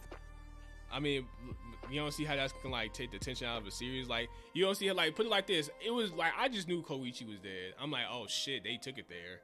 Because they killed characters before. It's like they just pick and choose who characters they want to kill, and they kill the ones that's fucking irrelevant, but they keep the ones that's really important. It's like, come on now, like, after a while, it's like, all right, my nigga, like, if someone gets fucked up, it's like, okay, come on, bring in Josuke so he can heal him up. You don't see how that could be an issue for someone? I mean, I can see how it could be an issue for someone, but I don't think it takes tension out of the story. It definitely does. It definitely does. Even if it's 1%. Because I mean, what you're saying is basically that the character is able to solve dire situations or get out of dire situations, right? No. Josuke, like I said, I really don't expect shit to happen to Josuke because I know he's the main character, and Arthur's are rarely going to take it there to where the main character is severely going to get fucked up. So like having an ability to where Josuke can't heal himself, that really doesn't do anything for me because I really don't expect anything crazy to happen to him unless he got like nuked or some shit. But so it's the side characters. Yes. You don't believe the side characters are in trouble because of how powerful Josuke's stand is, right? Yeah. Anyone else besides the main character, because the main character is his story. The story is about him. Like he's the protagonist that the Arthur has set for us. Even though the protagonist can die in the story, but that's very rare in some cases. That's very rare. But like I said, when I say I don't really expect anything to happen to him, that's just a part for the course. Like I don't think anyone expects anything severely to happen to the main character. So let's use Demon Slayer as an example. Yeah. What if I say that I think that Tanjiro's strength and his ability to use the Demon Slayer stuff and become extremely powerful, that takes away the tension, because I don't think Inosuke, Nezuko, or Zenitsu are gonna die because they're always around him. Nah, you did better saying Nezuko. You did better saying. So what's the difference? No, the difference. All right, let's say Nezuko. See the difference. Okay, so what's the difference with that? No, because you're right. Like Demon Slayer does take away. Wait, then again, no, it doesn't. Demon Slayer aren't afraid. They're not afraid to kill people. A lot of like it's only like besides the entertainment district, it's like literally every other part, nigga. Like shit, even in the entertainment district. Nah, Swordsmith Valley, no one dies. Nah, you don't have to die, but niggas can still get fucked up. People get fucked up in Demon Slayer. I don't know where you coming from that shit. Josuke, but then you come back from it. Now, like even in the entertainment district, when even when Nezuko removed the poison, Tengen still had to cut off hand. He still had a fucked up eye. Tanjiro still was like fucking what? He had to like wake up and get some sleep and rest up and shit. Like Tanjiro or all like I think Zenitsu had broken legs. Like them niggas still have fucked up body parts. Like shit happened to them. Okay, but by that point, the tension is gone when they're resting up and all that stuff. When the tension is there. When I mean by tension, like say for instance, like all series have tension. It's about how far the author takes it there, right? Now, you have moments where the author just dead ass spits in people's face, and that shit Josuke does is like just spitting in niggas' faces. Koichi died like 6 times, my nigga. Come on now. And the fact you keep reviving him, if you revive Jotaro, okay, cool. But it'd be like, okay, I was only able to revive one, but Koichi gone. Like, that nigga gone. Like, a whole fist went through his shit. I don't know how he survived that shit. Like, he literally put a fist through him. At that point, it's like, okay, we saved Jotaro, but Koichi, that nigga gone. Sorry, but look, man. At that point, I wouldn't even criticize it because it's showing that even though Josuke does have this ability, maybe he just can't make it in time sometimes. He didn't make it in time for his grandfather. Come on now. Who is he relevant at all, my nigga? We talking about characters who are relevant to the story. I mean, if we're talking about characters that are relevant, in Demon Slayer, the main 4 characters never die or take any major damage either. Yes, they do. What do you mean? Yeah, Tanjiro loses an eye. He goes blind at the end of the series. And then they suffer like that's the final arc, though. They suffer major injuries every arc. But then they get healed from it by the end of the story. Yeah, after the time skip.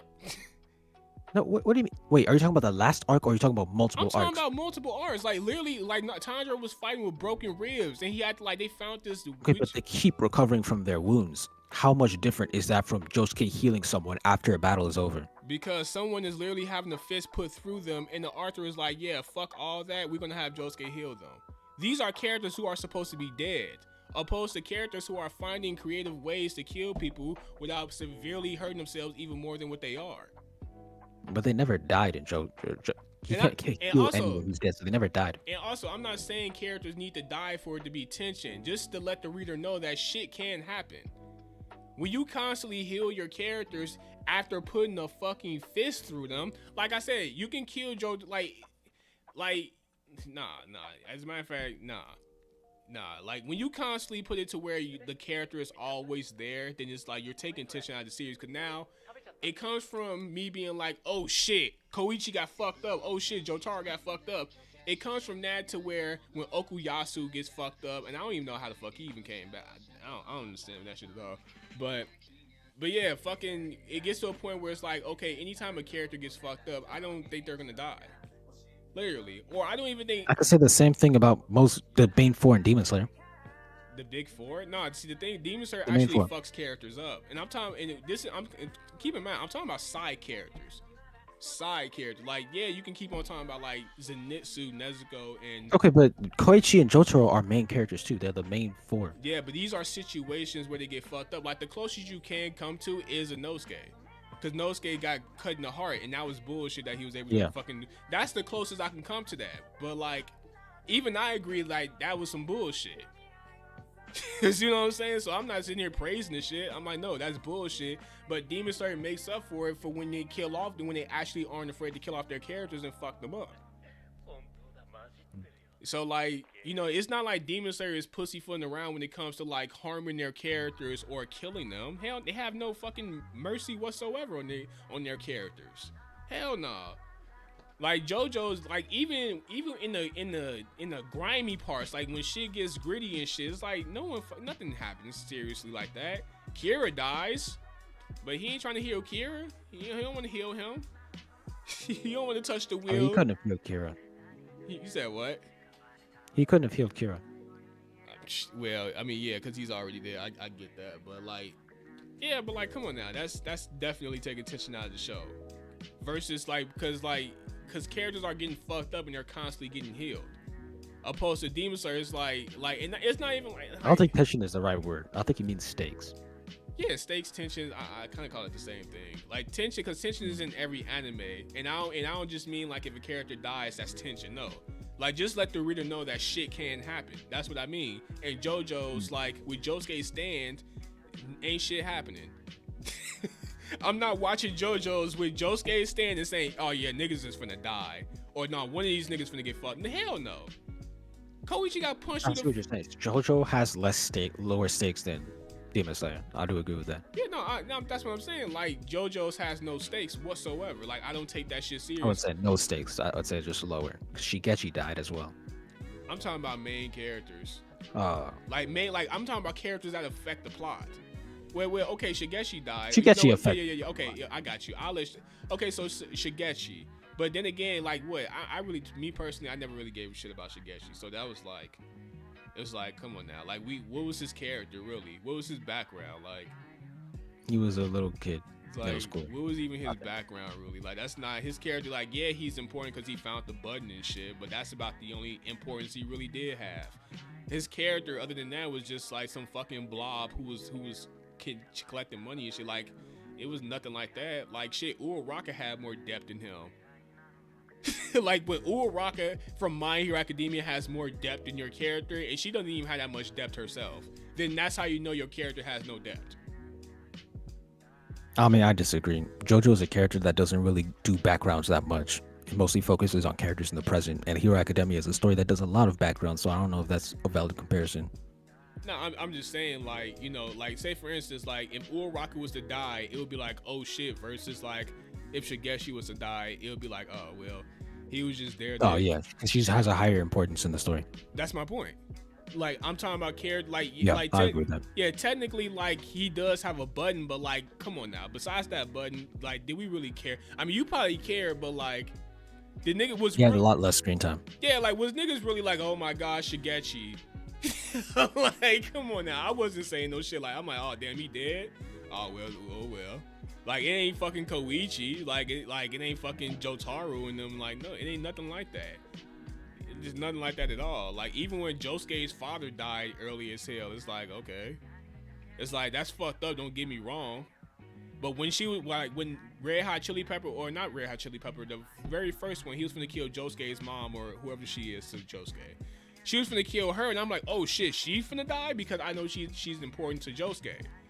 So it's like, oh shit, she's finna die, but then Josuke punched a hole through her ass, and then he gets the shit out. He's like, oh, get the fuck. That was epic. That was like, come on, dog, really? Like, that's what I like. Epic. That, like, come on, that's fucking crazy. Genius.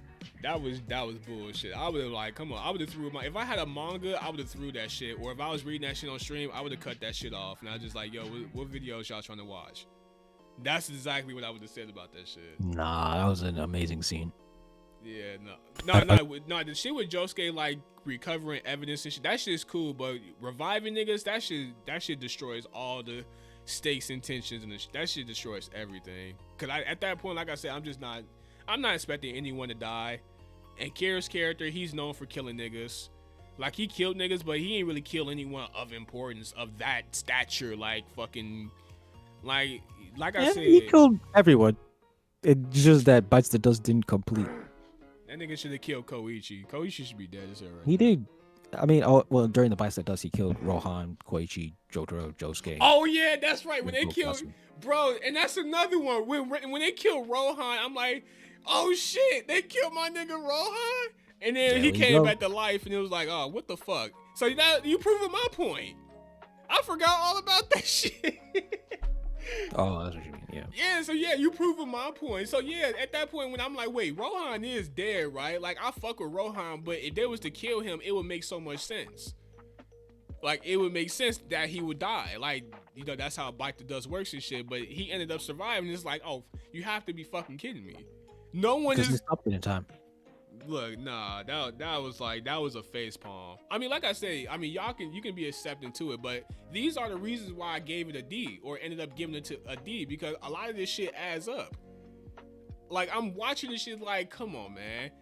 In combination with niggas trying to fight a rat, in combination with Josuke's character being mad inconsistent, like y'all can be cool with these things, but I'm naming the things that I have an issue with. And if you can at least understand why I have an issue with these things, then No, I definitely understand the Yeah. stakes, but just because you said tension, so I didn't know what you were. I understood something else.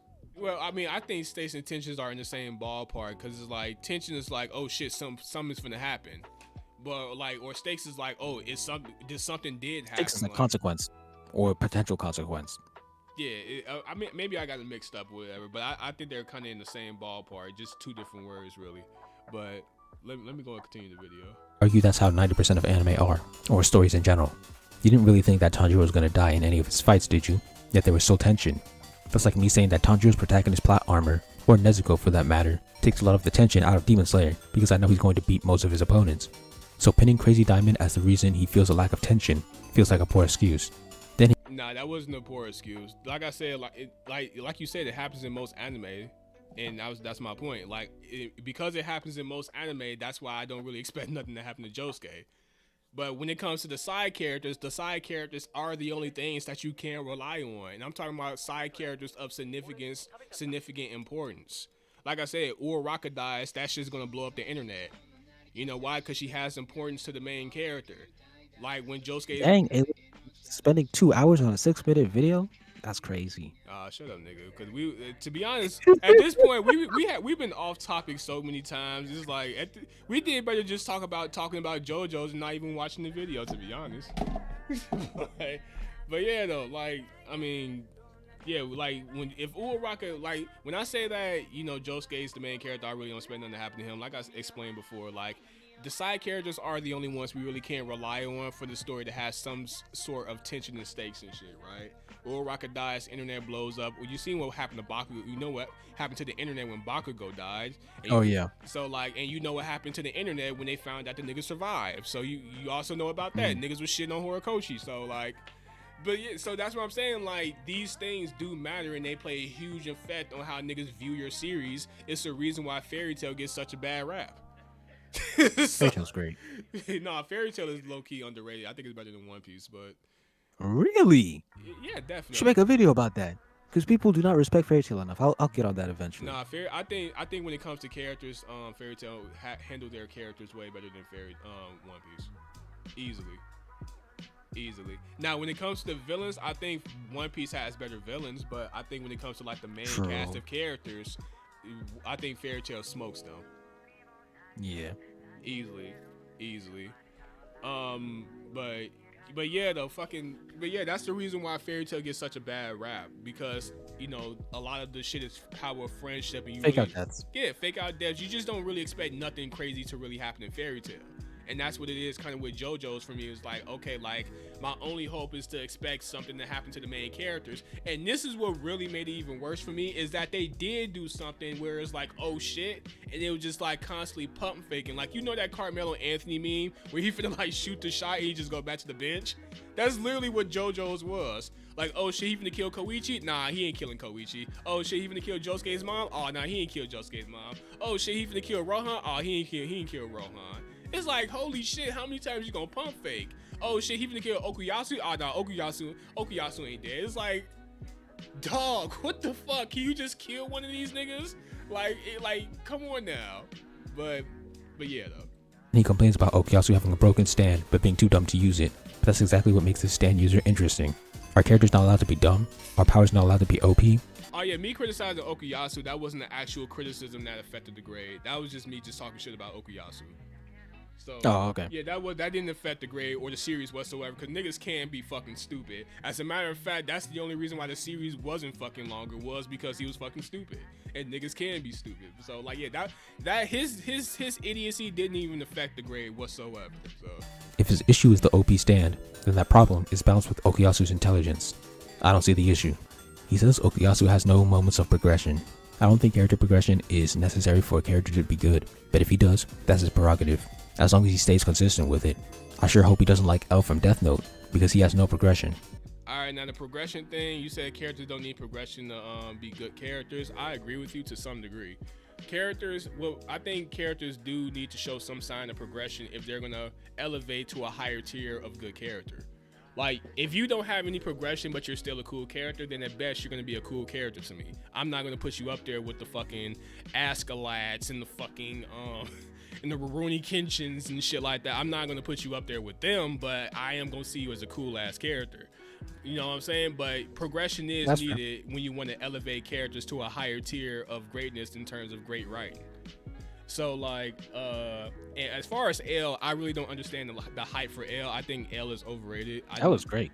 No, L is a good character, but I really don't understand the hype. Like, it's to the point where niggas really think part 2 is unwatchable because he dies, and it's like, no, like Part 2 is Part 2 is a drop off, but I don't think it's unwatchable. No. It's definitely a drop off, but it's a drop off I appreciate because the Arthur had the balls to be like, he had the balls to try something new. And if anything, it made me more interested in the show because, to be honest, the cat and mouse shit was kind of getting stale. Like, it was getting to a point where niggas was fighting with handcuffs on their feet and shit. They was rubbing each other. Like, it was getting to some weird shit. So it's like, okay, like, we need to switch this shit up. So when he actually killed L, that was like a reset button for the series. Like, that shit made niggas sit up in their seat. It's like, oh shit, what's gonna happen next now? Now, whether or not you liked it or not, that's up to you. But like me, like, I agree it's not the same as what it was at first. But to say that it was trash is ridiculous. It's like, nah. If any, that made me even more invested on what's gonna happen, because now you don't have to rely on this fucking super genius. Like, Nier in them is like smart, but they're not fucking L. Niggas had to form like Ultron to catch this nigga Light. You know, actually Light exposed himself, but they was kind of already on the verge of catching his ass any fucking way. But yeah, but like, I kind of appreciated that because Arthur took a chance and it actually wasn't even that bad. And yeah, I just didn't like Nier. That was my main issue. Yeah, Nier is whatever. I don't really fuck with Nier like that, but he's cool, whatever. But you know, as far I'm talking about the story itself, like the story it really wasn't that bad. Like how people tried to make it seem. As a matter of fact, I seem to remember him saying Roy Mustang was one of his top 10 characters on stream. From what I remember and what I've rewatched so far, Roy has no progression. By the end of the story, he's Nah, you said Roy Mustang don't got no progression. That's fucking crazy. I ain't gonna even lie, I almost wanted to text you and say, bro, did you watch Full Metal Alchemist? Yeah. I almost wanted to text you that because, like, bro, I can literally pull up a clip right now of Roy Mustang progressing as a character in 3 seconds. Are you talking about the MVC? Yeah, that's the envy. And that's just one of them. No, that's the only one. No, and that was a negative character arc. No, and he was trying to piece it up with the Ishvalians and shit because he didn't fuck with them. And he never? I don't remember him ever having an issue with the Ishvalians. Yeah, he literally had an attitude, a whole attitude towards Scar. He did not fuck with them like that. Scar's a murderer. Which is why he had a fucking view on Ishvalians. Like, he didn't really fuck with them like that. He had a negative view on Ishvalians. Well, when you see, this is where I had to dive into real life shit. If a white person's first encounter of being robbed is by a black person, then when you come around a black person, you're gonna walk on the other side of the street. That's just how. I think it depends how old you are. No, I know. I'm just saying that's just how it is for people. Some people, like, that's how. To a degree.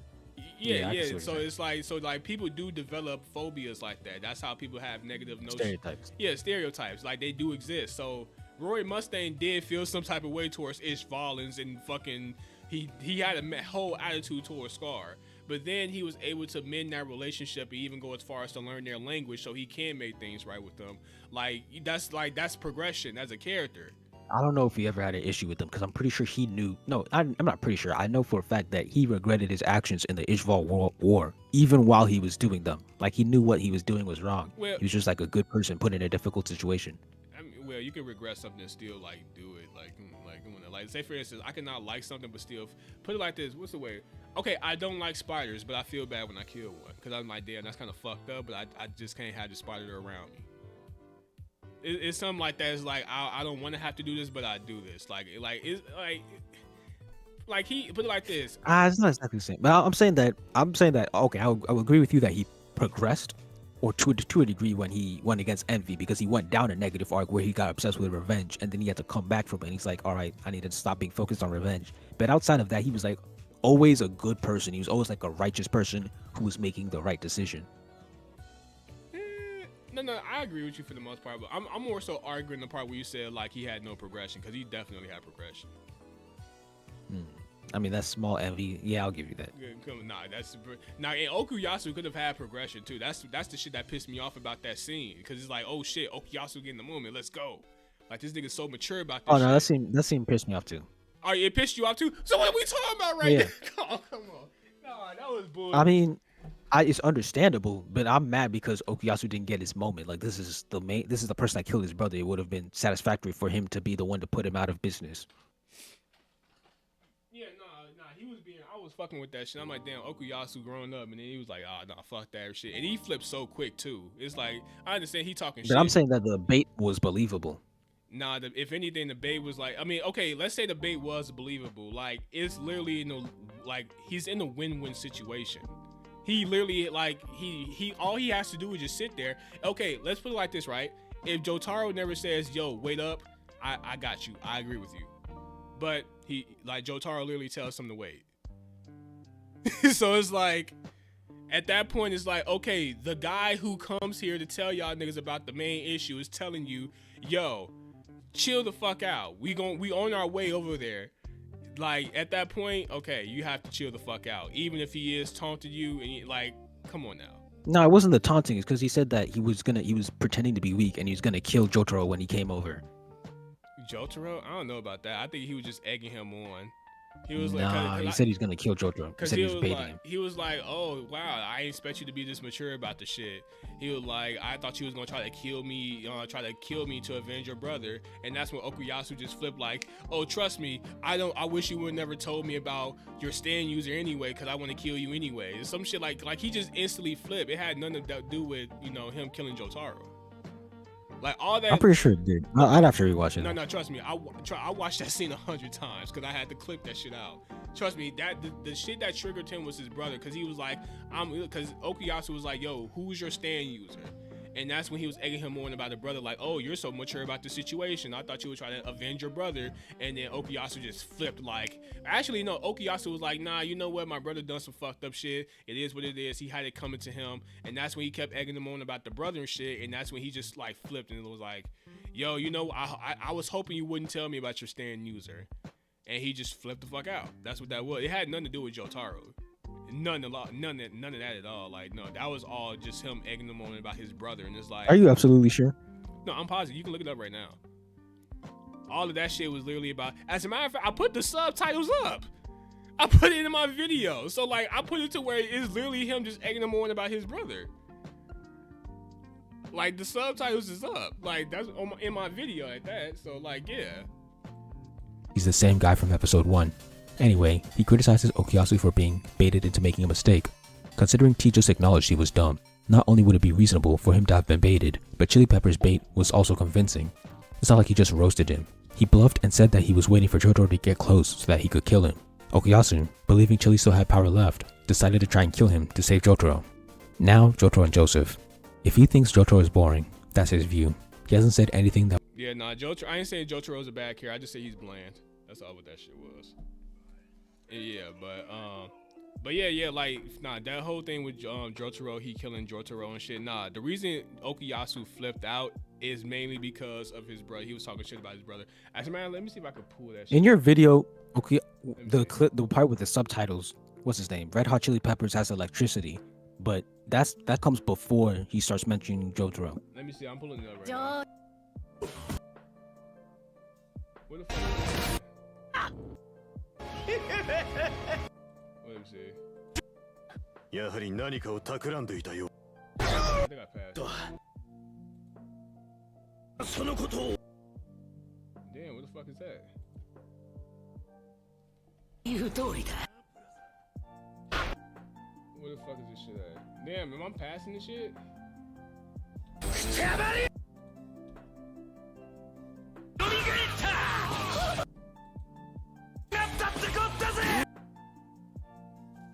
Yeah, I can't find this shit. But in my video, I think I see it. You see, he literally egged him on about his brother, and that's what made him flip because he was like, I'm hoping you But wouldn't. that no, hold on. Let me find it. Yeah, because he literally was like egging him on about his brother, like, yo, I was hoping you would never tell me because I wanted to kill you any fucking way because he was pissed off about him killing his brother. And he It's was in like, episode 11 or 12. It's in the 11. It should be 11 because part 2 is when they actually beat him. So like, yeah. 命だけは助けてくれるのか。家繰り返ってると思ってんだよ。ロボットやってたがな。なんかよ。やれば命 Yeah, you let me live if I tell you. Because this is when he asked him about his く stand. れるのか。繰り返 He said, I thought you would be foaming at the mouth with rage by って now. ると思ってたがな。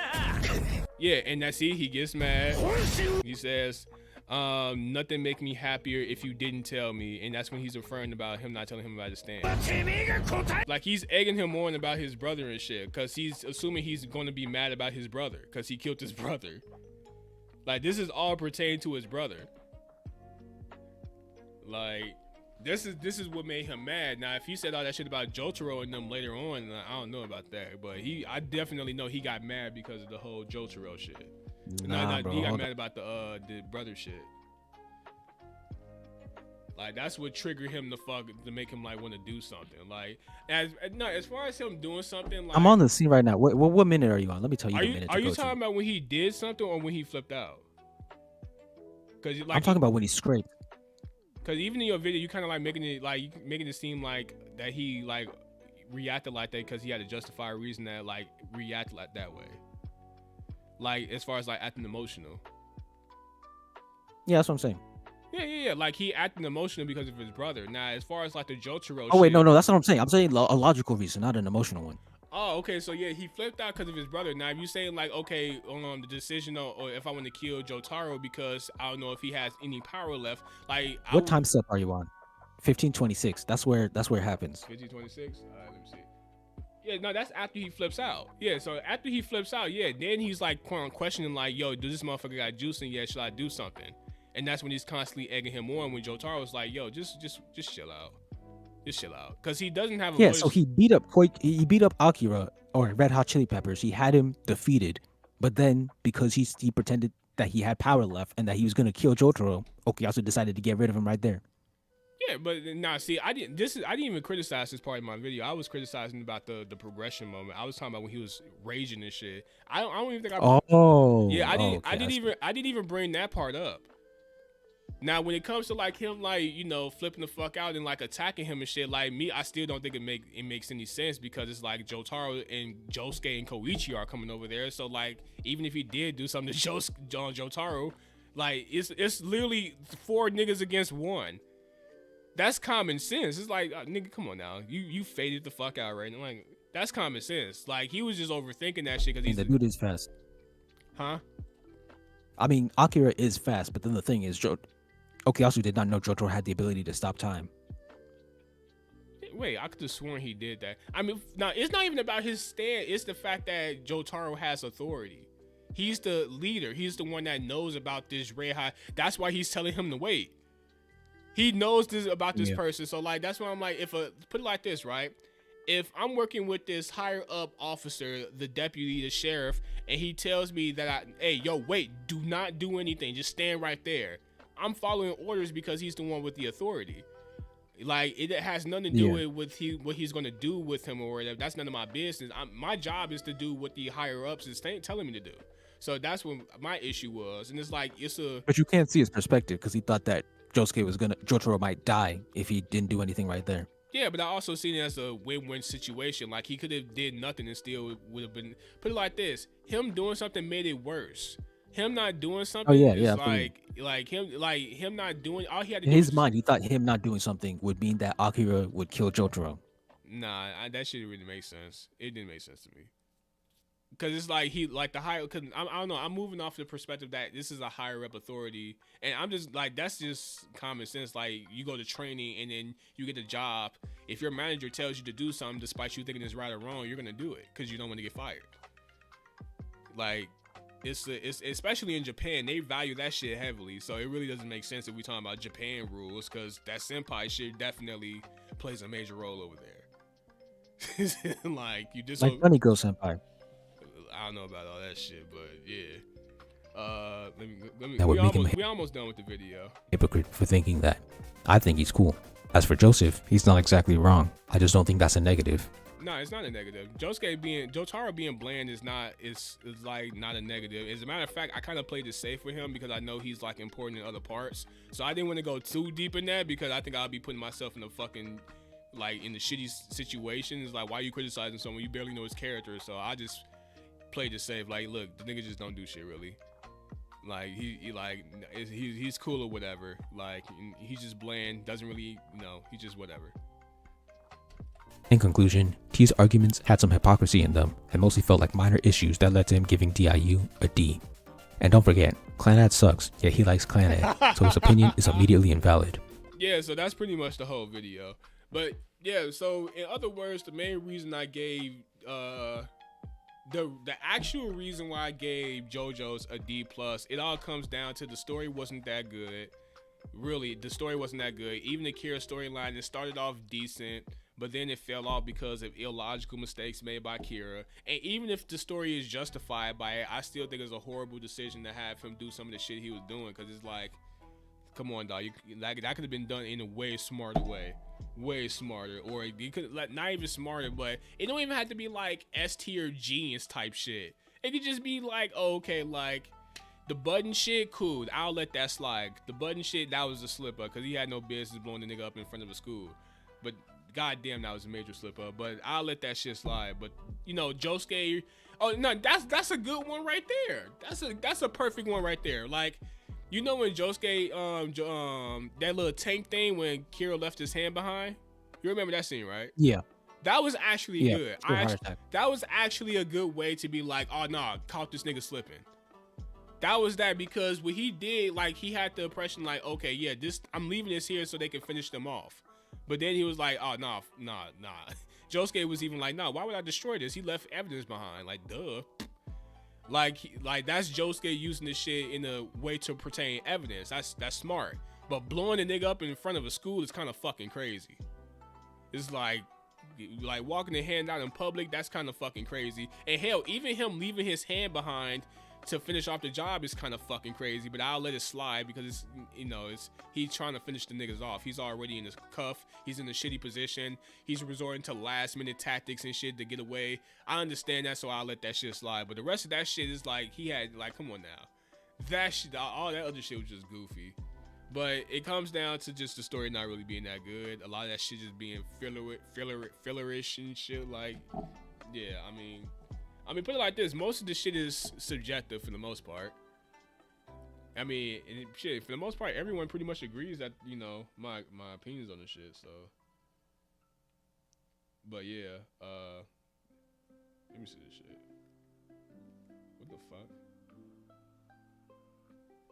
You said Beast Gohan. These niggas is talking about some else. You said Trigger hiding out to get him body. What are you talking about? I'm right here, nigga. What the fuck is they talking about? You said Wednesday versus Joe Link. Wait, what? You said Trigger after rehearing all of his arguments and statements after stream. What are you talking about? For the most part, Joe, like, he does understand where I'm coming from. Like, Yumesuke understands all my criticism. This is like, I'm not saying anything fucking crazy. Yeah, I'm not A-list exists. Like, I'm not saying anything that's fucking, like, most of my shit is subjective, so pretty much what we're having is like a subjective. Like, he did say some shit like Roy Mustang not having progression. Like, that was kind of fucking crazy, but He barely has progression. no, he has progression. You can't say barely. He has it, bro. Now, I'm saying he has it. Just like a smidget. Like, It's smidget. Like, okay, then what does Okuyasu have? I didn't say Okuyasu have progression. And and Roy Mustang has way more progression than what you lead him to be. Like, he's trying to become like the leader. I really don't think so. I mean, you cannot think so. I mean, I'll figure out when I watch. I'll figure out when I rewatch it because I'm rewatching it. Yeah, like that's like he definitely has progression. Like, as Anyway, guys, thanks for showing up. Remember to watch Money Girl Senpai. It's an elite Money Girl anime. Senpai's ass. And don't watch Clan Ad. And yeah. Yeah, all right. Look, I'll catch y'all next time, man. I got some shit to do. I just wanted to hop on and do this real quick. I'll catch y'all. All right, see ya. Yeah, I'll catch y'all later, man. And yeah, see ya.